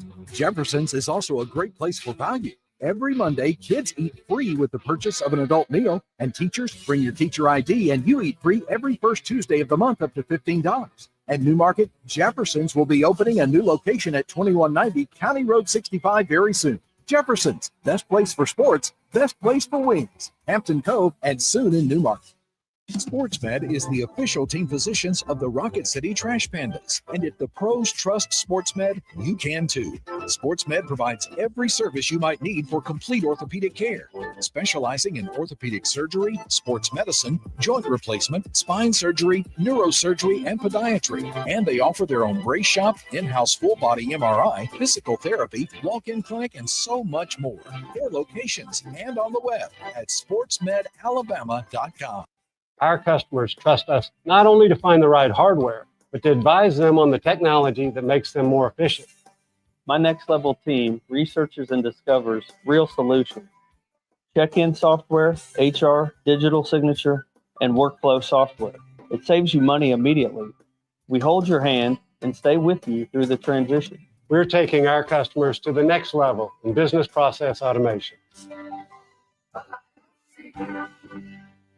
Tom Abraham here for Valley Equipment Rental. You know, if you're a contractor installing fences, you need Valley Equipment Rental for augers of all sizes. And if you need a forklift to get those shingles up high on a roof, Valley Equipment has 10K lifts that reach to 56 feet. Valley also has tow-behind lifts that have a working height of 35 to 55 feet as well for power washing those 2-story homes or doing whatever else you need to do. Lifts, forklifts, tow-behind lifts, 35 feet and up. They have your lift at Valley Equipment Rental. 2 locations, North and South Parkway. Valley Equipment Rental. It's laundry season at Owen Home Appliance Center. Tired of that washer walking out the door and having to dry a load 2 or 3 times? It's time for a new washer and dryer. Pick from brands like Maytag, GE, Whirlpool, Electrolux, and of course, Speed Queen. Try the new 2-in-1 GE Profile that washes and dries a load all in one machine. Visit the interactive location in Lacey Springs where you can try the washers and dryers before you buy them. Owen Home Appliance Center. Quality products, quality pricing, quality service. It's in the name, Owen Home Appliance Center. This will turn journalism on its ear. Watch our stream on WZZN TV on Twitch and YouTube. But you are the greatest hero in American history. We are 97.7 ESPN, The Zone.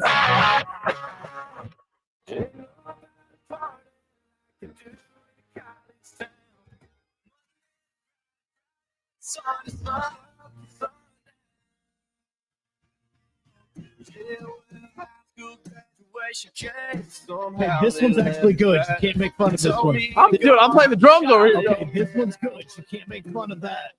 This is perfect for like a college night over at Toyota Field. That's not going to be tonight because the Trash Pandas are down in Montgomery taking on the Biscuits. Picked up a 7-5 win last night. 6:35 first pitch from Riverwalk. As the Trash Pans look to even up the series, Sonny DeShera had a 2-run homer in the first inning to cap off that 5-run first.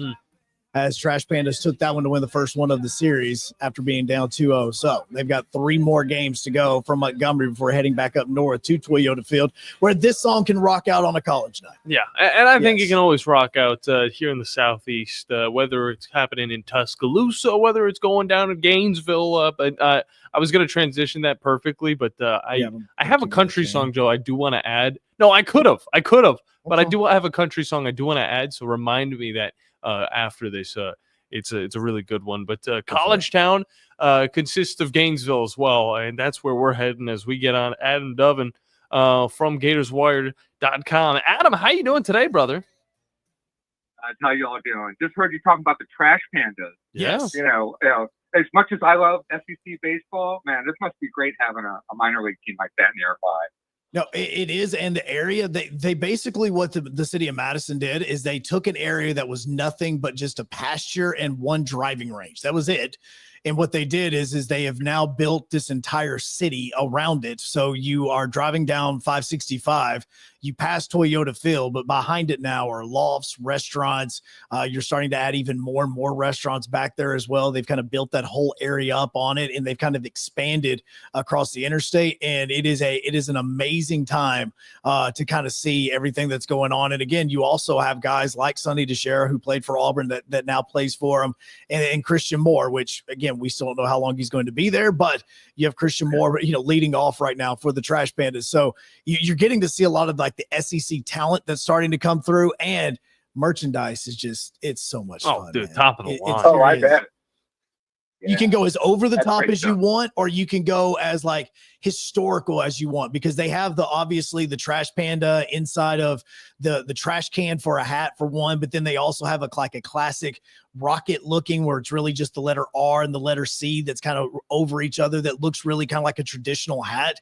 Like you can go as crazy as you want to, or you can go as traditional as you want. It's fantastic with their merch.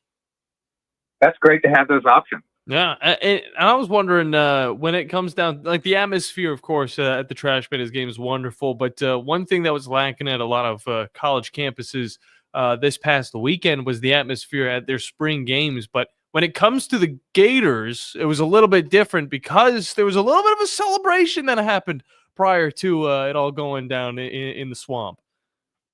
Yeah, the whole thing about these spring games, and I think only Texas A&M broadcast theirs among all the SEC teams. That was the last I checked.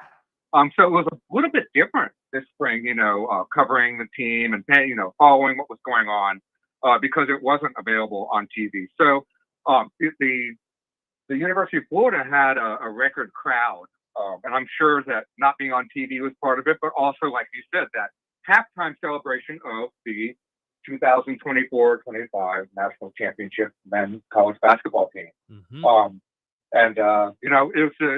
a heck of a weekend and a lot to celebrate. And it was good to see the football team back out on the gridiron. See, that DJ Lagaway is still out there, breathing. It seems to be under wraps these days. Just the celebration of the orange and blue is something that we haven't had as a fan base in a while now. So it was a great weekend all in all. Well, it definitely seemed that way. And you talk about DJ, I want to talk about him a little bit more, but from what you saw over the spring and going into that spring game from this Florida Gators team, is this a team that is able to take that step up? Of course, DJ, joining the team last season was huge, but Graham Mertz, he was supposed to be the leader of this squad. Do you think it would have been any different with Graham Mertz leading the way? Or do you think DJ kind of needed to take that torch and run with it, and it helped him in the long run moving forward? With all due respect to Graham Mertz, because he was a perfectly cromulent quarterback, he did what was necessary. He had a high completion rate. He made smart decisions, but he just wasn't that next level guy. And we all know that college football is an extremely, extremely competitive sport, especially in the Southeastern Conference. Good isn't good enough. You really need to be great. And so, Lagway just offered that next step, as far as athleticism and just raw talent, and what he brought to the team. He can throw the ball, he can run the ball. There's actually less scouting on him coming out of high school than you would expect, Graham Mertz, who had been in college for 5-6 years. So there's a little bit of an element of surprise too. DJ Lagway was the X factor that made the difference between a losing season last year and an 8-5 finish. Adam Dubbin joins us right now from Gators Wire on 97.7 ESPN, The Zone, and The Blitz. And I kept seeing things about Dallas Wilson and how well that he had in the spring game. First off, for the people that didn't obviously get to watch it because they were not in Gainesville, what about him kind of stood out? But also, do we pay attention? It's like saying, all right, this could be a guy. Like, do we take a lot away from his performance in the spring game? Well, I always caution the amount that one takes away from these spring games because, they're not playing 100%. You certainly hope they aren't. You don't want injuries. A lot of them are just kind of going through the motions, and, the numbers can sometimes be inflated or deflated depending on, the way that the scrimmage is being run. It's really hard to extrapolate exactly what we're going to see this season from what we see inside, Ben Hill Griffin Stadium in the middle of spring. With that being said, though, Dallas Wilson comes in, heralded, former 5-star. The guy he's clearly talented. What we had last year, above and beyond DJ Lagway, was seeing things finally fall into place as far as the coaching approaches and the culture of the team. So there's a lot to be said that there's better scaffolding now for the team to build upward. Whereas before they were just kind of digging themselves out of a pit that, they were left in by the previous coaching staff.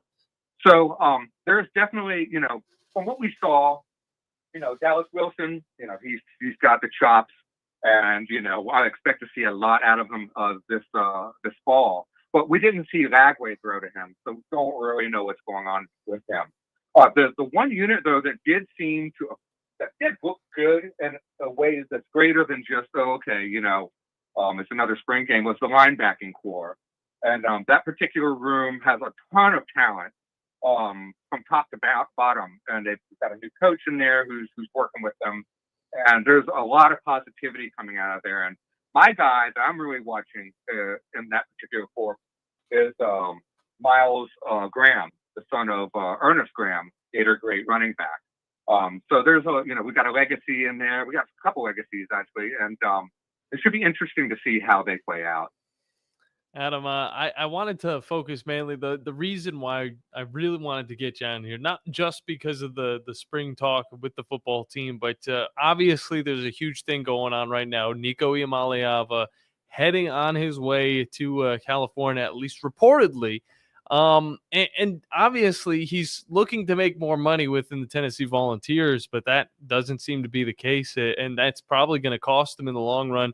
Whereas there's a guy like DJ Lagway, who, yes, came in making a pretty big paycheck, but instead of trying to search for more, he's giving back to the school itself as well as to the community around him. Tell us a little bit about the differences within these types of quarterbacks. Oh, yeah. I mean, honestly, DJ Lagway is a completely night and day from his former Tennessee peer. I had the opportunity to interview him a couple of times before his freshman year, and he came across as a very genuine, humble, down to earth. Everything about him was just screamed doing things the right way.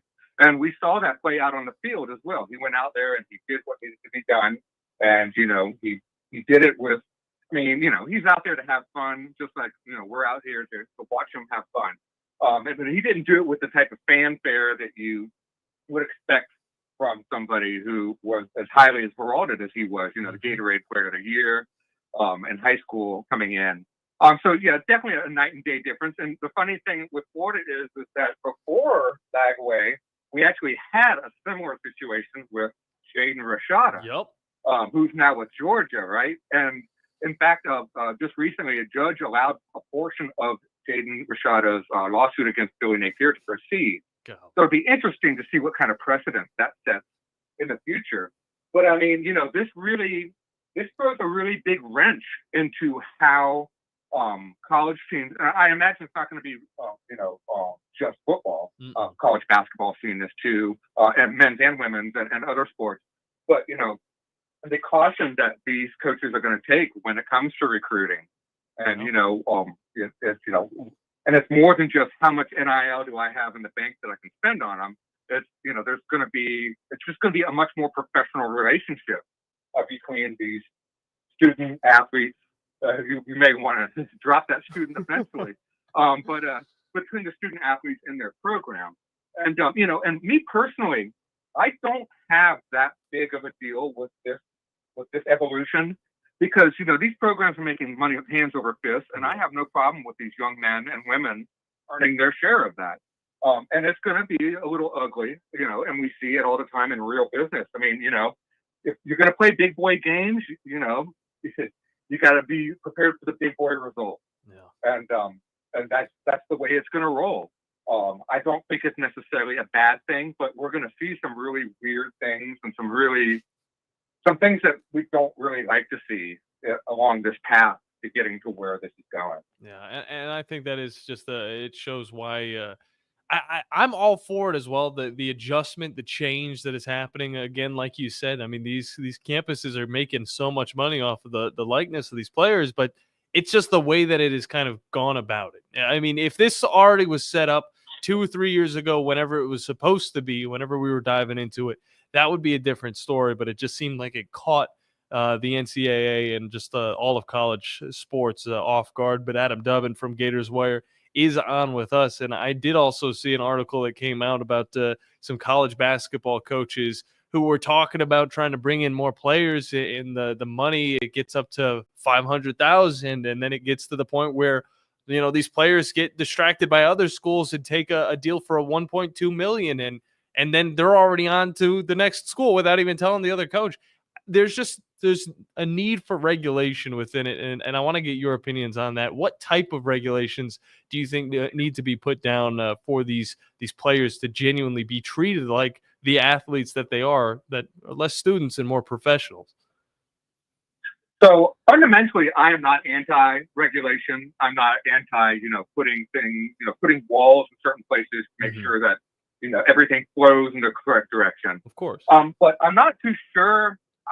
I'm not too sure we know exactly what to do yet. As a counterpoint to what you're talking about, offering the money, there was also an article I read this morning, I believe on USA Today Sports, about Mark Pope and how he is changing the culture at Kentucky away from the Calipari model to the Todd Golden model, where instead of chasing these 4- and 5-star recruits out of high school, you look for them after they've spent a year or two in the mid-majors or somewhere else.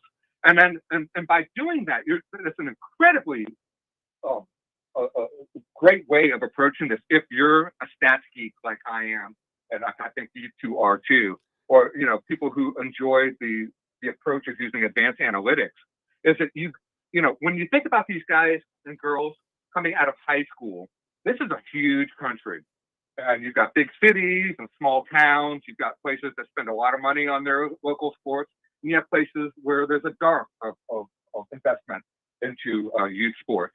So there's this huge variation, and there's no real true equal playing ground when it comes to these young men and women coming into college.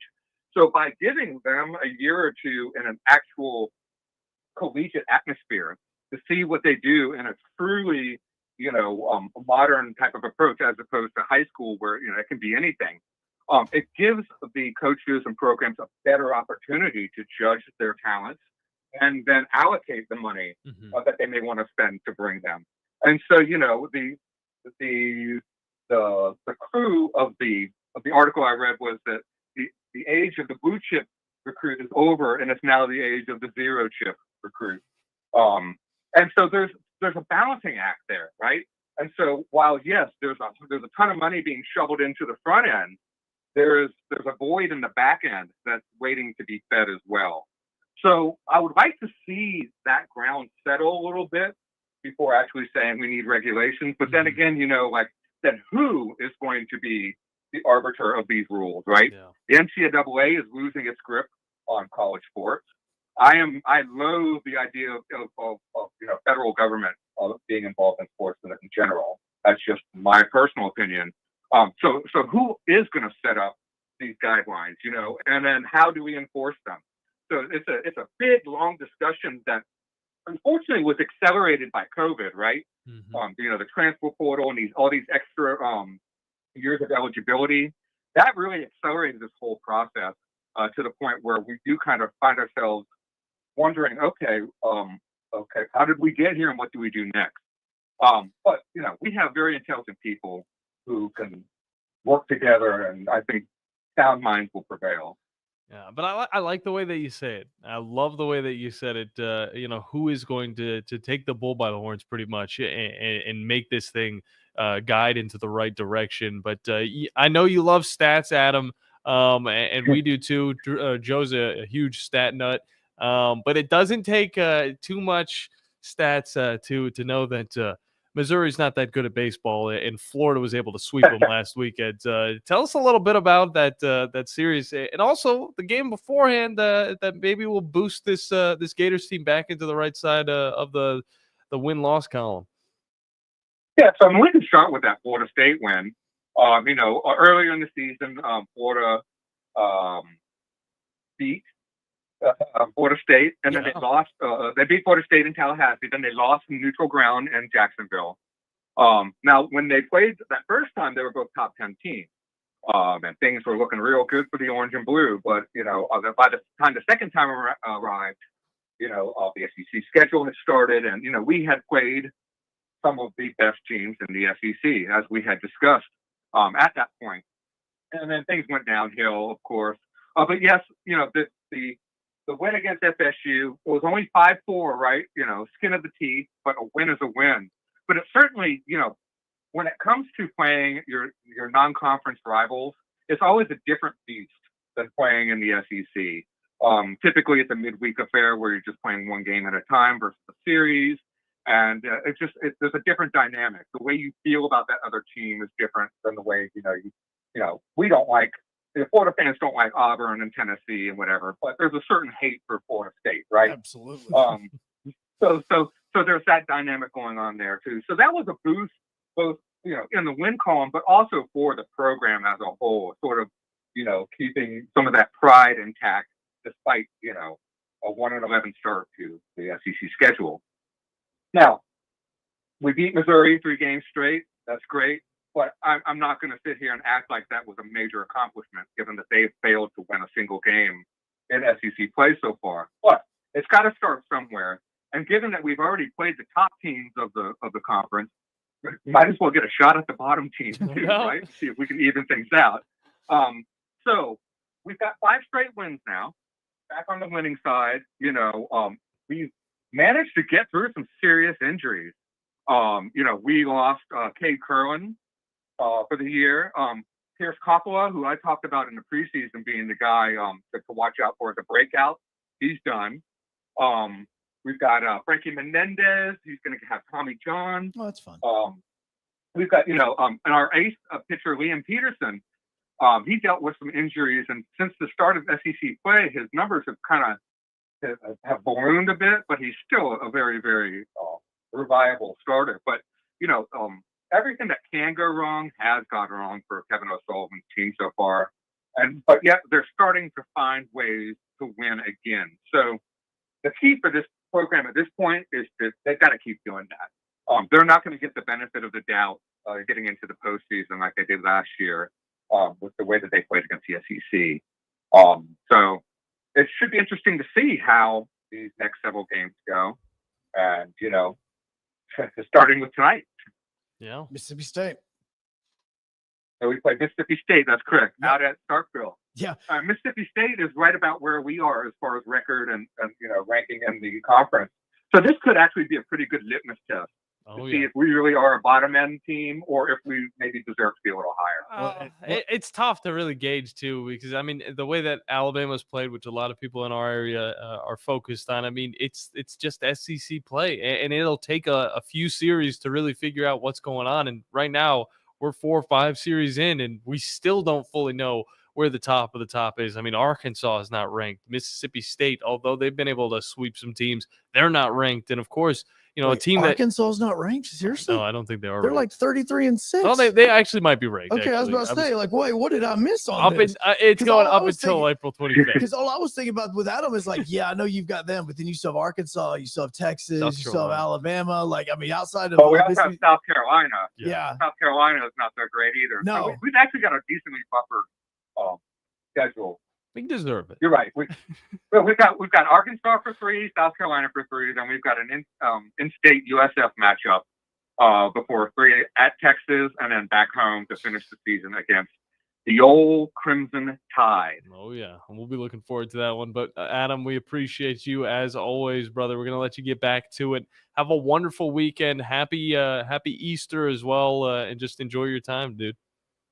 Yep. Thank you all. All right. Have a good one, sir. Great stuff. Adam Dubbin from Gators Wire. Make sure you check out his work for all things Florida Gators. Joe. Somebody calling to let you know Arkansas is the number 2 team in the country. Yeah. That was an accident. Yeah.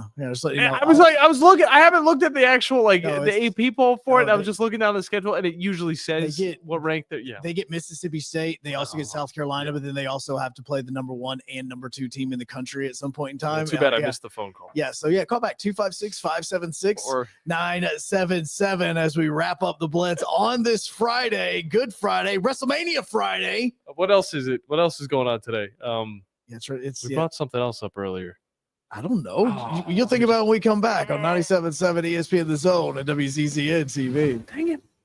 The state's largest orthopedic group is growing to meet the needs of the patients in our community. The Orthopedic Center has long been the most trusted name in orthopedics in North Alabama. So as our area continues on the fast track, so does the need for premier orthopedic care anywhere and anytime you need it. TOC is proud to announce the opening of our new locations in Albertville and Hampton Cove, along with the grand opening of our newest office in Decatur. These clinics will offer the same high-quality orthopedic care you have come to associate with TOC, with the convenience of being closer to home. As a patient, your time is your most precious asset, and we recognize that at TOC. That's why we are also proud to announce the opening of our urgent ortho clinics to handle those bumps and bruises that need prompt attention. These clinics are available to care for acute orthopedic injuries with no appointment necessary. With 38 physicians, 20 centers of excellence, and now more than a dozen locations to serve you, TOC will continue to be the name you turn to for the best orthopedic care at the right time. Visit our website at visittoc.com for more information.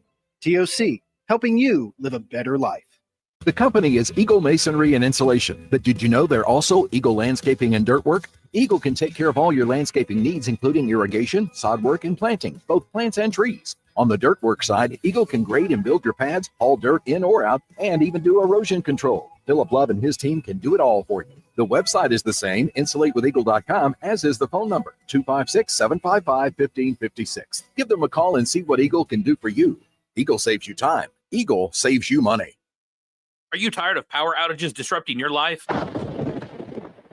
It's time for a Generac standby generator from Current Electrical. Storms may rage outside, but inside your family's powered up. So why choose Current Electrical for your generator needs? 1, we offer a wide range of models to suit every budgeted energy requirement. 2, our project managers handle every step of the process: power, gas, permitting, and inspections. 3, our certified technicians install your generator with precision, ensuring peace of mind. Don't wait for the next blackout. Call 256-880-1880 or visit us online at jetsuperstore.com.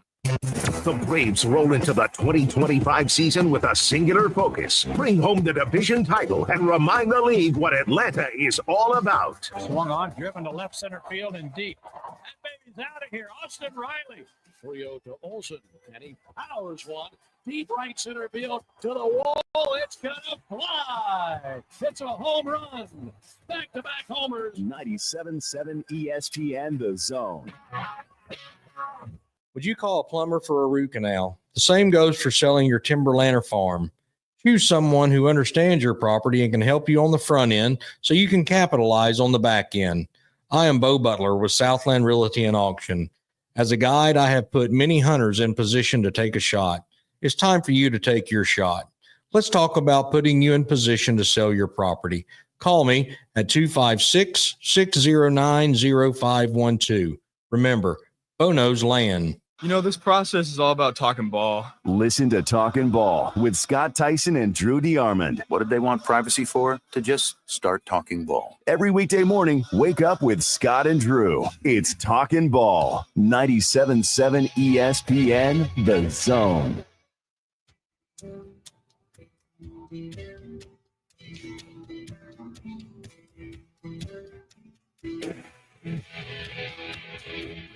Final segment, best segment, 97.7 ESPN The Zone. Joe Hug, John Abraham wrapping up with you on this Good Friday, on this WrestleMania Friday. I got a little man back there playing Miles Morales right at the moment. We're going to go to your phone calls, 256-576. 4. Wow, that was very sad. Let us sit on that one. 977. Noah, welcome in, man. How's it going, bro? Pretty good. Pretty good. Good to hear, man. Yeah, man. What can we do for you today? Well, y'all have been talking a lot about Jalen Milroe, and well, personally, I think he sucks. But one team that I've been looking at that I think he might possibly be a good fit for is the Dolphins. Tua Tagovailoa, he's a good quarterback, but if he doesn't stop slinging his head around into 250-pound linebackers and get knocked the crap out, I don't think he has any potential. I think he needs to be more reserved, and I think Jalen Milroe with speed, be able to get out of the pocket and be able to get Tyreek Hill and Jalen Waddle. I think the Dolphins would be a good fit for him. You know, I honestly don't mind that. I honestly think that would be pretty good. I obviously it's true with Tagovailoa. He's got a short longevity or life span in the NFL. I think even though he's fine right now, there's no telling when the next time he'll be out. All it takes is one hit. But there's a reason why they brought Zach Wilson. Yeah, but for Milroe, I mean, he could obviously hop in there, train up a little bit behind Tua, and then maybe he'll be to the point where he'll be able to play some quick, fast football, and he won't have to play in the cold either, Joe. So that means we'll get the prime. Is that his issue? Is Tuscaloosa too cold for him? Yep. I think so. I don't know. Okay, cool. Just double check. But I like that one. Regardless as to if it's Milroe or not, I do think that the Dolphins need to be looking for the next long-term answer on this, because unfortunately, with the way that Tua's head is, and Noah's right about this, as good as he is when he's healthy, you've got to also put in the part about when he's healthy. And the concussion thing is becoming a very serious issue. And I think that the Dolphins need to start making plans, because if Tua should have thought about something after the last concussion. I think that if he gets another concussion, we are definitely in the territory of him hanging it up. I think we said that twice, two concussions ago. Well, there's stubborn, and then there's also that, hey, I need to go. But look, Noah talks about it just then, man. I mean, he can't continue to play the game the way that he wants to. And we said this when he was at Alabama. Mm-hmm. Hey, did everybody remember the play against Louisville? Mm-hmm. I mean, it's like we've said this about Tua for years. And now he's at a point where it's like, look, we really you need to really start having a conversation and making a plan. But I think the Dolphins also need to make a plan. Now, if it's Milroe, I still don't think the man can even make more than one decision on a football field. So I still don't know if he could, but they do need to start looking at a long-term plan. Yep. And also, John, I know you're a Cleveland Browns fan. Do you know who the Cleveland Browns split into? Who they split into? What do you mean? Well, in 1998, 1999, sometime around then, the Cleveland Browns became the Baltimore Ravens, and then came back 2 years later and became the Browns. See, so really, you could be a Ravens fan and it would be justifiable. No, I wouldn't. No. But you could be a Ravens fan. No, Art took the team and he took it to Baltimore, and we did not want anything to do with it. I mean, but again, you can go. I mean, look, their gear's much cooler. No, it's not. Dude, their colors are legit. Noah. Trust me. No, I already knew about this whole thing. I was just trying to, I was like, did something happen recently? No, it was crazy. I mean, they told, did they get this guy and they draft him? He's totally crazy. I don't know. Noah may not know about it. His name's Ray Lewis. They draft him. And he becomes okay. So he knows about Ray. Like he becomes one of the greatest linebackers in NFL history. And then they go on to win a Super Bowl. And Ozzie Newsome's in the building as well. And he was a former great as a Cleveland Brown. The story it runs. It's in repeat in my head. We appreciate the call. We got one more we got to get to, but we appreciate it, bro. We thank you, man. Where was he going with that? Well, you just want to know if you knew your facts about Brown's history. It was before you were alive. He just didn't know. Look, I am glad I wasn't alive for that, because that would have torn me apart. I don't know how Tom's still a Browns fan, honestly. I mean, he should be a Ravens fan. This is what I'm saying. Nobody should be a Ravens fan. There should be absolutely no Ravens fan. You should totally go with your team on this. My stomach is actually getting in knots right now just thinking about this right now. Let's get to Brandon. Yeah, Brandon, 256-576-4977. As John doesn't want to talk now, as we continue. What's going on, bro? So my guy over at Donahue Chevrolet sent me a message, and he said, so at this golf tournament Monday, he's like, are they going to have a keg cart? He said, so I can get a refill on the fairway. And I said, I will call and find out. That would be a really good job for John Abraham. Is that what this is? Is this the call right here? Yeah, I think this is the call to call and find out. This is what he's doing at this point in time. Yeah. I think we're gonna have plenty of refills for the people. I'm gonna be too busy doing everything else to even watch somebody make a swing. So I mean, maybe we'll get somebody else on that. Cherokee Ridge has got plenty of people though. Apparently, he went to a golf tournament recently down in the Florida area where they had a keg cart that rides around and gives refills in the middle of the fairway. So this is a thing now. That's legit. Between that and mulligans, man, I mean, you could rack up on some money if you really wanted to try this. That is true. You wouldn't have to carry around the bottles. Yeah, trash. Just one. The Animal House meets Tin Cup. Oh, there's definitely going to be a lot of balls going into the water on Monday. I can almost guarantee that's going to be a thing. Yeah. Yeah, 1 trillion %. No, I don't want to hear nothing about no layups. I want to hear about balls that went where they shouldn't have gone. But I want to make sure that somebody out there has got the stones to try to get it all the way over. Well, and I don't understand because people are like, I love the peace and quiet of the golf course. No, you know what I love hearing? The golf ball going off a tree and hearing the branches fall. Dude, where the golf ball's taking it out. Yes. That's what I love hearing. The 4. Like, I love that. We got the sound effects for days, Joe. Yeah, absolutely. Brandon, we appreciate it, bro. We'll see you on Monday. No, we won't. No, we won't. We'll see somebody on Monday. We'll talk about you. Cool. I mean, I've got.